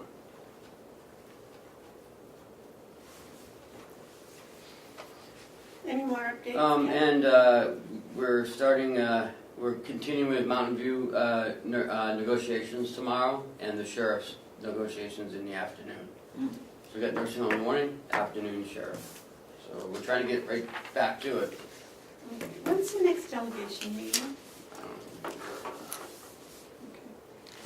Okay. Anything else? No. Commissioner updates? Any, David?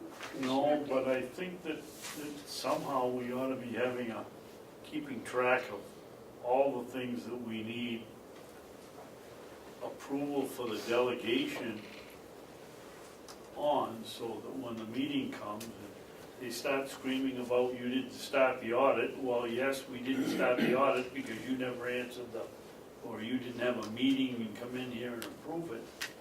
We should be keeping a list of the things that we need the delegation to approve, so that when the time comes, it's on the list so we can get it done. We don't even know when the next meeting is. Top of the list, administrative assistant. For me, yeah. Any other commissioner updates? Okay, so we're gonna take a recess and you're gonna get the presentation for that. And you wanna stay for that, right, John? So, The presentation of the new website. oh, yeah. I thought so. We're in a recess. So we're gonna take a recess. Ken goes down and gets the equipment.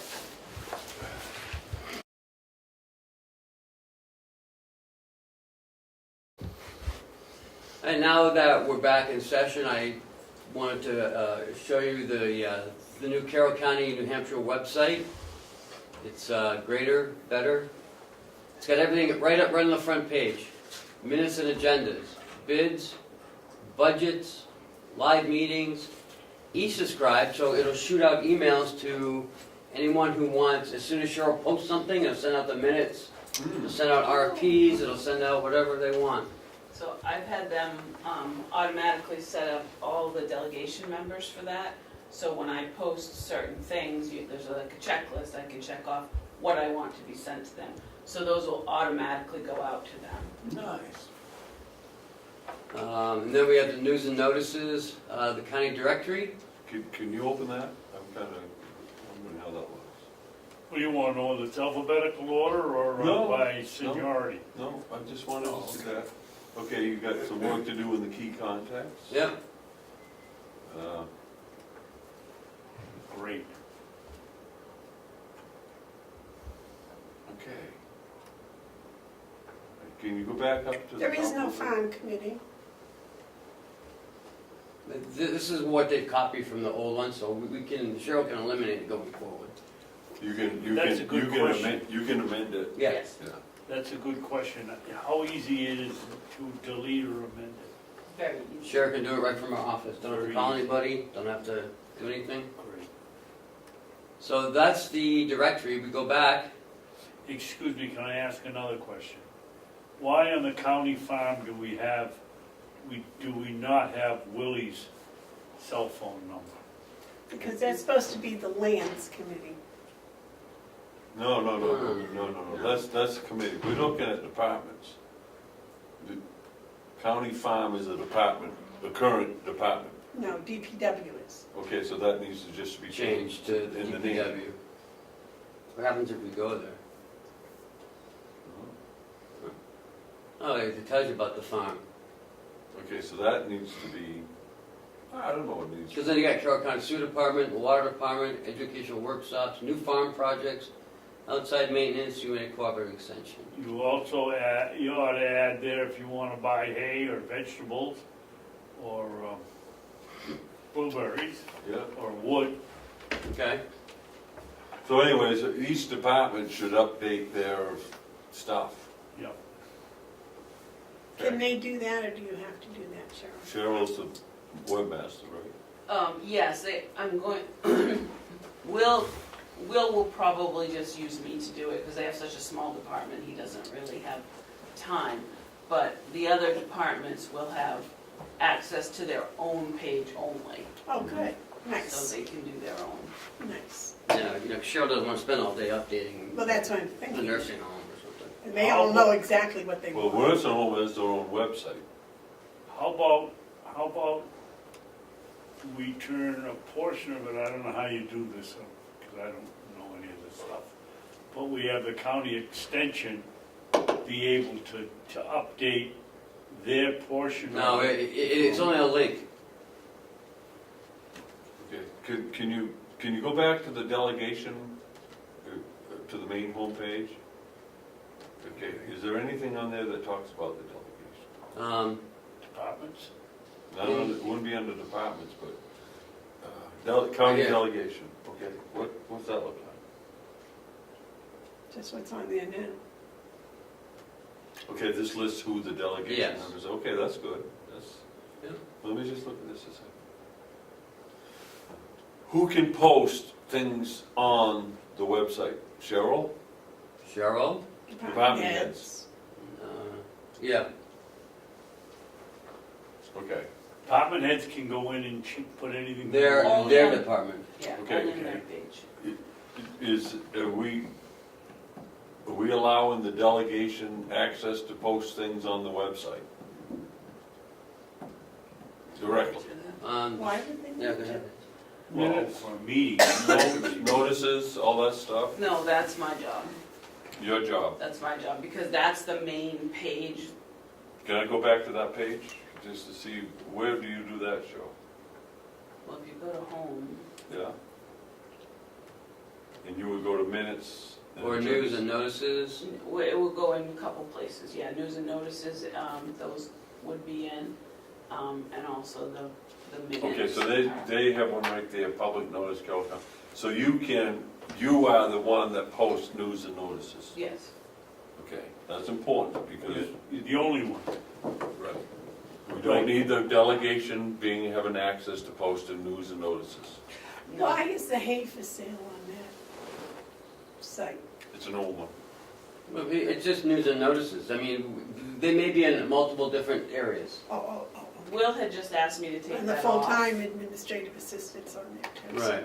That, you don't have a help wanted page? Yeah. Oh. But this is what's been transferred over from our old site. All right, So Okay. Cheryl still needs to go through it and weed out the stuff that, is this online now? no. As soon as John fixes it, it will be. Okay. Why under the delegation members, don't we have any telephone numbers? Bucco didn't have one, Umberger didn't have one, and that's all we could see here at town. We have what they provided. If they didn't provide one, we didn't put it on. They gave us what they wanted for their contact information. Some of them used the phone number, some of them didn't.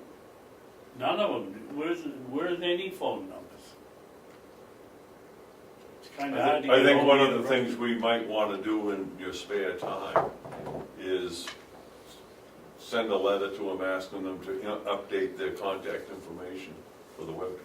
Including emails, because the emails on there aren't, some of them aren't correct. See, we had the emails on our old one. They didn't transfer over. Well, some of those were correct. Some reps, if you go to the house page, they don't put any email address other than send it to State. The legislative, Right. NH, whatever. I'll just reach out to them and see what they see what they want. want on there. Well, you said you had a place where you can send automatically to each one of the representatives? Why don't we go to an opt-out That would program? send them anything that I post as far as notices, Opt-out. meeting notices, or anything like Put them that all up there, and if they It'd don't just like be it, they can call and easier, tell like us you to could take sign it down. out as well, and anything I post, you can choose when You you ought to go be in able to get there, rid of, what you would get like a to hold of your get. representative. So it's actually pretty nice. One thing I do know is that department heads have to pay attention to this thing, because the worst thing to do is have old information, inaccurate information that should have been changed but hasn't been. So department heads have to know that this is part of their job is to keep information clear. We had a meeting last Thursday, a training with department heads, and they all got a manual, and we had a 2-hour training, so they know how Nice. to take care of their So here are all our minutes on the website. What's it say in red there that I couldn't read? I wasn't at that meeting. Our values.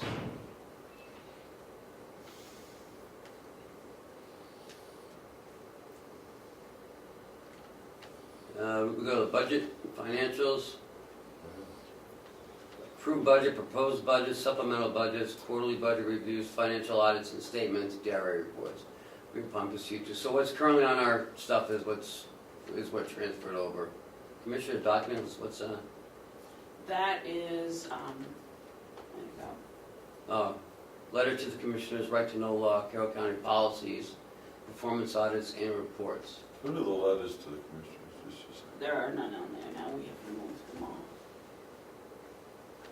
Okay, because we have a policy on how those are handled. Right. They don't get put on the website. Right. So that should come off as an option. And of course, these things keep changing. Employment, contact information. When you say they keep changing, is it one of those ones that just turns into a different picture after a while, or No, I think Cheryl can change it.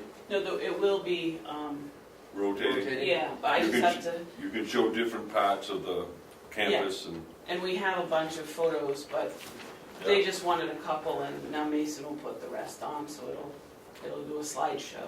Now, Mason is able to change the pictures? Yes. From my desk, I will get him in there and he can upload his pictures, but We- that's all he will do. We designated him to be the county Right. photographer, didn't we? Yep. Yeah, he already got paid for it. There's the applications on there.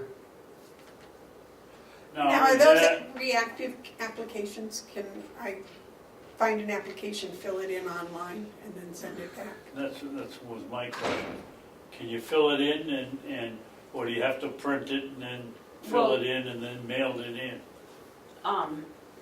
As far as I know, when I was talking to Danielle, she said some of it, there's a lot of things like W-2s and W-4s. Those are gonna have to be printed and brought in because you don't want that information. But an application should be filled out and then sent right to, So you can do HR. it live online. And how is that person's privacy protected? I guess that's a question for John. We've I got don't Carroll know. County history, state and local links, county directory, to read more. What is that up there where it says view towns? What's that do? These are all the towns in the county, Okay, it just tells us. and I think it goes to their website. Yeah.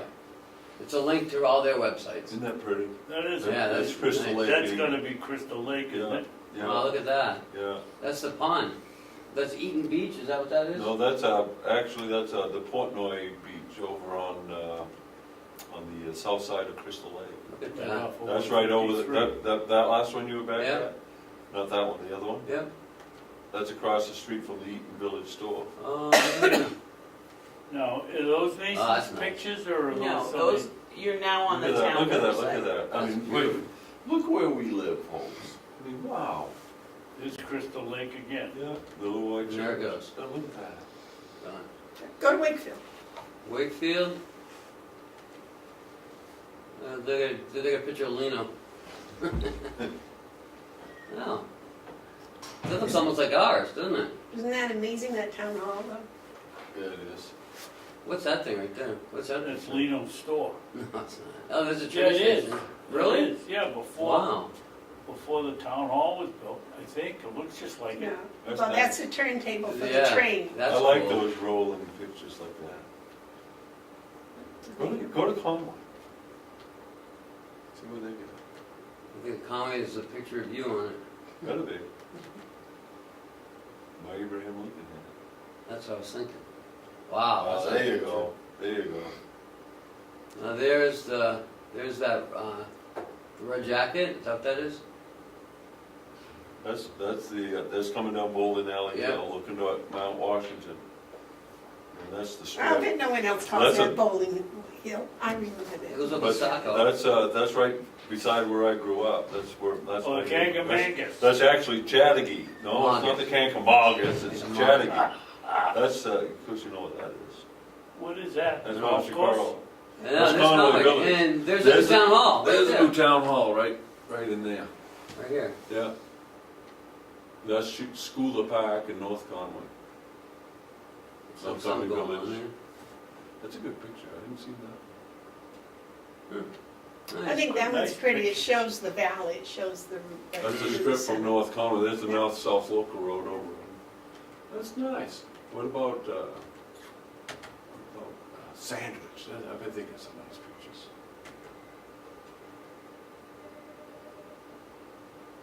Some pictures. You picture of Hillary Clinton. Oh, no, that's the whole thing's picture, look at that. Yeah, it fades in Oh, and out. isn't that nice? Oh, like a big tug of war going on, Isn't that wonderful? Look at with a population exceeding 1,200. What is that a picture of?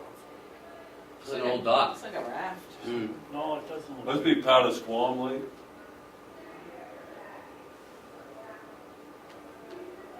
And how does the temperature get changed? Does it do it automatically? No, I have to go in and I have to change it every minute. Go to Wolfboro. Yeah, Of course it changes automatically. Well, I don't So, know. so Cheryl, you gonna be able to have pictures like that? Oh, Wolfboro looks like ours, doesn't it? With the lake, We It ought to chose- show the county. they, It ought to be pictures from throughout the county, not just, our buildings, Right, but, show the Swift River, show the county, show the beauty of where what we did you do are. with the yeah, we're Wolfboro? planning on going out. Show the lake, Yes. show everything. Borrow their pictures if you need to. Oh, no, we'll have our own pictures. We have trouble with pictures. We chose this size just so we could have all those links on the top there, so that people wouldn't have to, because one of the complaints was that they had to search for everything. Mm. Go to the how do I, and let's see how that works. How do I, How do I visit? New Hampshire general laws. Contact us. What's that look like? I'm just curious. It probably goes to the commissioner's website. No, Subject, select, have a complaint. Oh, I see what you do, yeah. General comments or questions. And then you click there, you do your thing, Okay, now, put that down. name, email address, blah, blah, All blah. right, and how So- often will that get checked?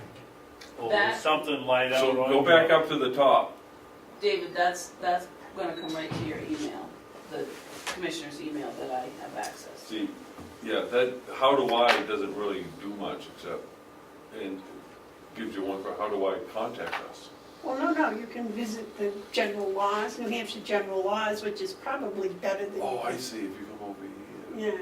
Yeah, go to the, Correctional facility, general laws, sex offender registry, registered deeds online, state and local links, law enforcement links, county directory, districts and representatives. I would assume the correctional facilities will get a lot, because people want to know how to contact somebody. and Right. Get into there and know what they're doing. Is the bullfrog. Henry. But it has all of them, it doesn't have just Carroll County. What do you do when you go to inmates, what's that talking about? Well, I think it's how to put money in there. I'm not- Yeah, you want- visitation, okay. telephone commissary, how to do mail. They have an inmate mall, do they sell inmates? Mail. Okay. Huh, What we were most interested in is having everything on the front page. sure. And then a search. What's in Babson, just see what it does.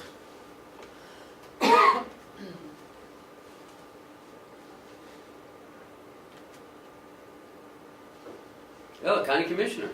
It goes right to Babson, county commissioner. Well, every time Babson shows up. And there's our phone Yeah. numbers. Carroll County minutes. Babson, Babson, Babson, Babson, it's everywhere. So there must be pages of it.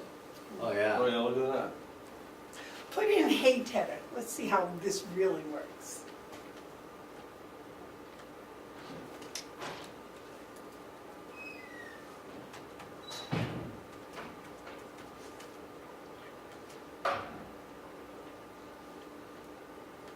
Farm Committee PowerPoint, Look at that.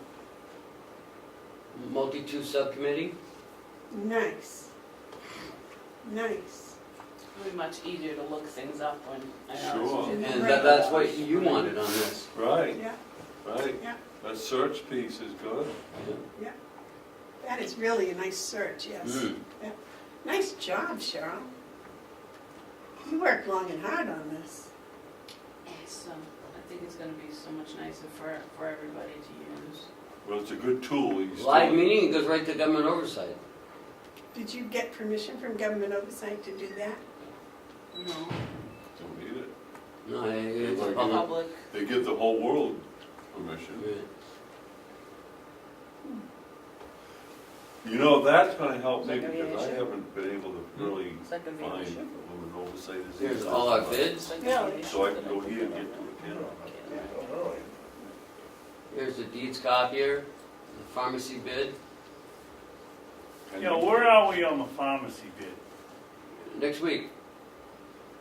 We're gonna have Howie's, recommendation? Let me see Yes. that. Could you open any one of those? I'd like to see how it appears. He did some. Oh, he does? It's closed. Okay. We don't have any open ones on this list yet. Uh, We just authorized one today. Right, but yeah. wouldn't have made it yet. Right. But as soon as, if you fill this out and your business name, as soon as it goes on the web, it sends them a notice. Oh, So if anyone's interested in doing our bids, they put their name in here and they get the bid as soon as it's posted. Nice. Or the minutes of the meetings, it goes right to their website. Yeah. I mean, right to their email. Oh.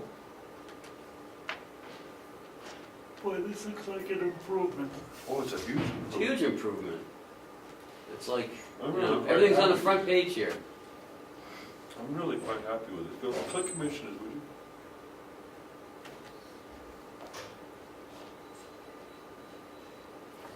Yeah. You know what might be a good addition in between name and title? We put term. My name? And, Terms. Well, that's something we'd have to contact them to do. Yeah. Here's something else.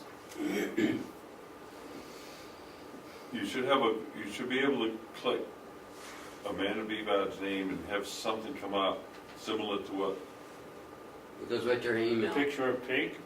No, I wouldn't do that. Good Well, Lord. she's I can't got imagine that you said such thousands a of them thing. running around her house. I said we want to put a picture of Amanda Bevard on there. You said a picture of a pig. I can't believe you said you that. guys are just bad. He wants I to put a picture didn't of my say, I tray. didn't say she was one, I said we could take a picture of, put them up there.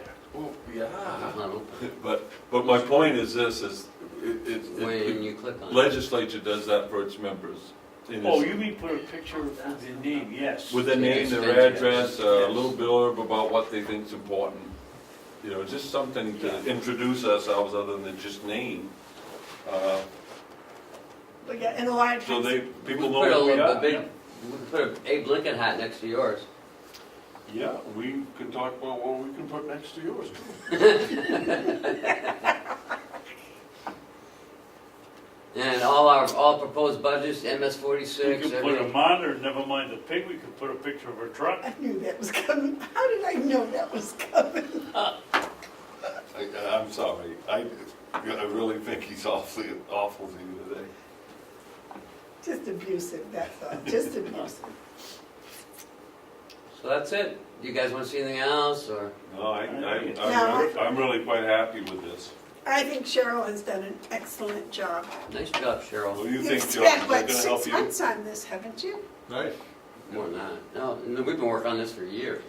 You know, the one thing I would recommend is that we, I don't know what we do with Mace, whether we give them more money, but have a continual change of pictures of the season. We still got the blueberries from last year on this year's old, well, in fact, today is still there. We didn't want to, We should have put the any more thing money into that. rotating pictures all Well, the time. I tell you, a lot of what we got here is some opportunity that won't take a lot of money. If we could have Mason prepare a rotating series of pleasant-looking pictures of our county. You know, sometimes we forget, really, the treasures that we have, and those pictures just change it and kind of, you know, they're good, it's healthy, inspiring. I'd like to see that. Our last webpage, we had to call them every time we wanted a new picture put up. That's why it was so difficult. But this type, we can do that ourselves. And Mason has a lot of, like, he has photos from up the top of Chicora that are beautiful, that show. Right. And Yeah, you, those are the things we should be. but that picture in Chicora Hill overlooking Chicora Lake with Mount Chicora in the background, you know, that whole, I mean, people travel all over the world Yeah. to look at that. I got a picture when I was 11 years old, and my sister was 10 years old, and my uncle took, standing right near those birch trees with the mountain behind it. It hasn't Coming changed, right down there. and it hasn't changed, really. You know, All those birch trees are dead, though.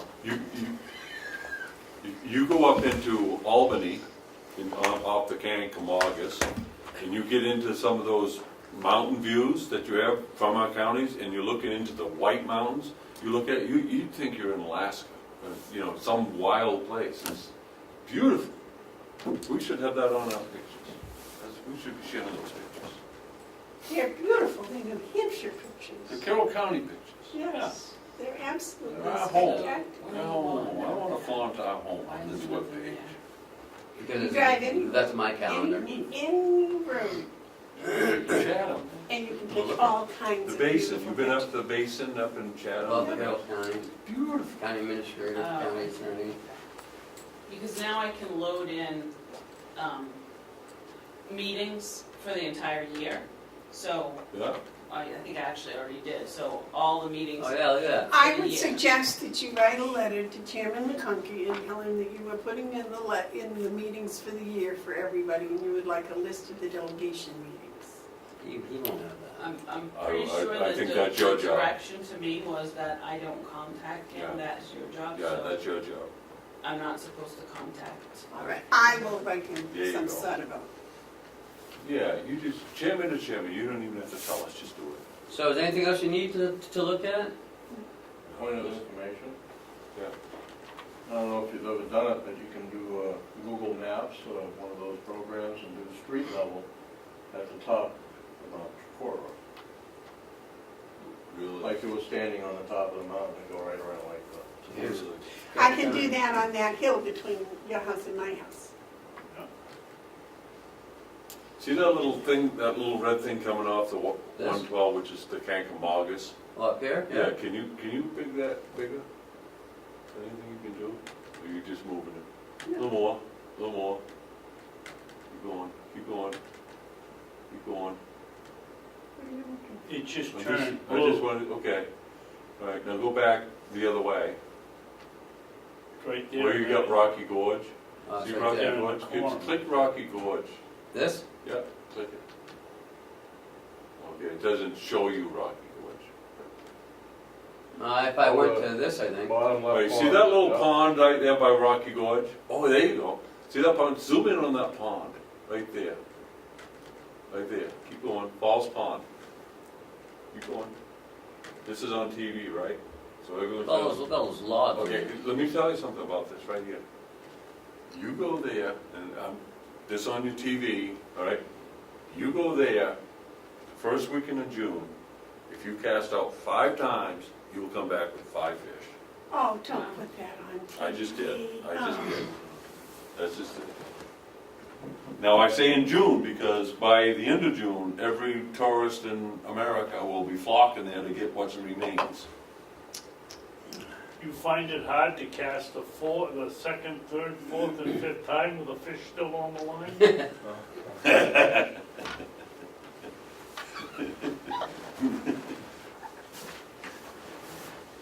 No, I'm just saying, that's a good fish in the hole. Now, can we blow the picture of the nursing home up in here? Yeah. Wow, this is really good. And I imagine you can. Look at it, Mason Laurent. This picture. I would imagine that you can pick a piece in there and you can focus right in on it, can't Oh, you? wow, is that one of his pictures? No, that looks like Jerry's. Where did that come from? What's this? Oh, it's, Where are you? Oh, what, it's moving.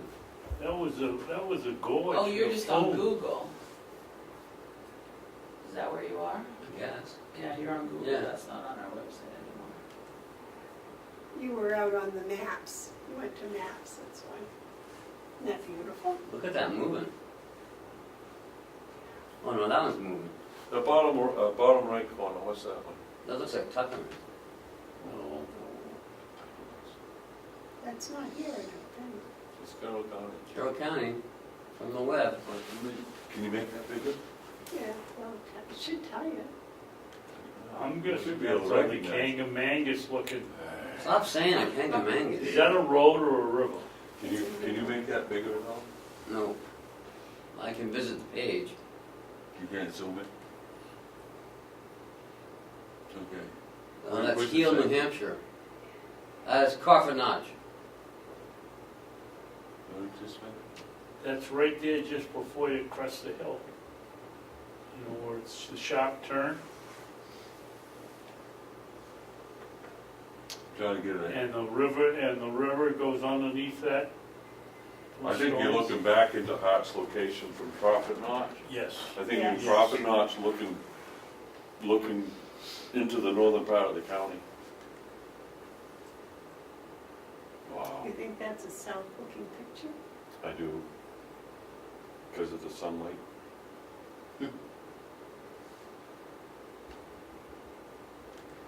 Yeah, that's looking into Hart's location from the notch. That's that overlook. Yeah. So that's where we are. That's our new website. But we'll update it in the next week or two and take some things on, add some things. When's it gonna go live? It should be today. I'm trying to get John, but I can't find him anywhere. So You just signed on to that, right? yeah. What's on upcoming meetings? Let's take a look at that. Commissioner meetings. No, upcoming meetings. No, they get the farm committee on there too. Okay, so. Commissioners go to the meeting, calendar. county lands meeting, the commissioners meeting on the 18th. 13th is the county lands meeting at 3. Oh. Commissioners meeting at 8:30. So what was the 9th? It's off there now, but. That was the subcommittee Yeah, for there the you go. performance There audit. you go. This is something you maintain, Cheryl, right? Yes. Yeah. Yeah. What's the Primex, Bless you. the Primex meeting in June? I don't know why. New Primex Hampshire, meeting. oh, New Hampshire Association of Counties must be Yeah, at it's being Primex. held there in May, I Yeah, think. It's yeah. in May, right? Yeah, that's why I was looking on here to see if they Well- were on there. Oh, and then the conference is in June too, right? No, the conference is May 9th and 10th. Where is that? I'm on Washington. Good job. Okay, I'm gonna sign off. Yeah.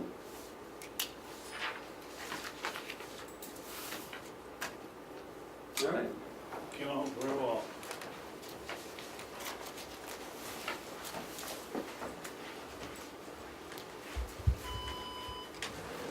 I got 13 pages open. I'm gonna walk right in front of it, aren't I? Okay.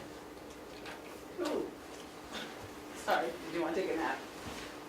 Yes, please. actually, that was too exciting to sleep for.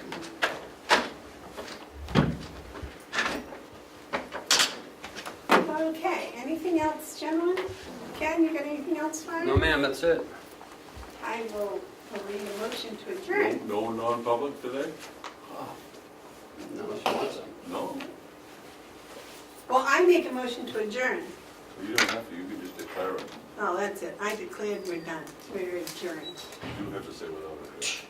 Oh, without objection. Go ahead and object. Slam your gavel down, make it. Who's signing checks today? You and I did last week, didn't we? I don't know. We're all done. We're adjourned. No meetings, no non-meetings, no nothing.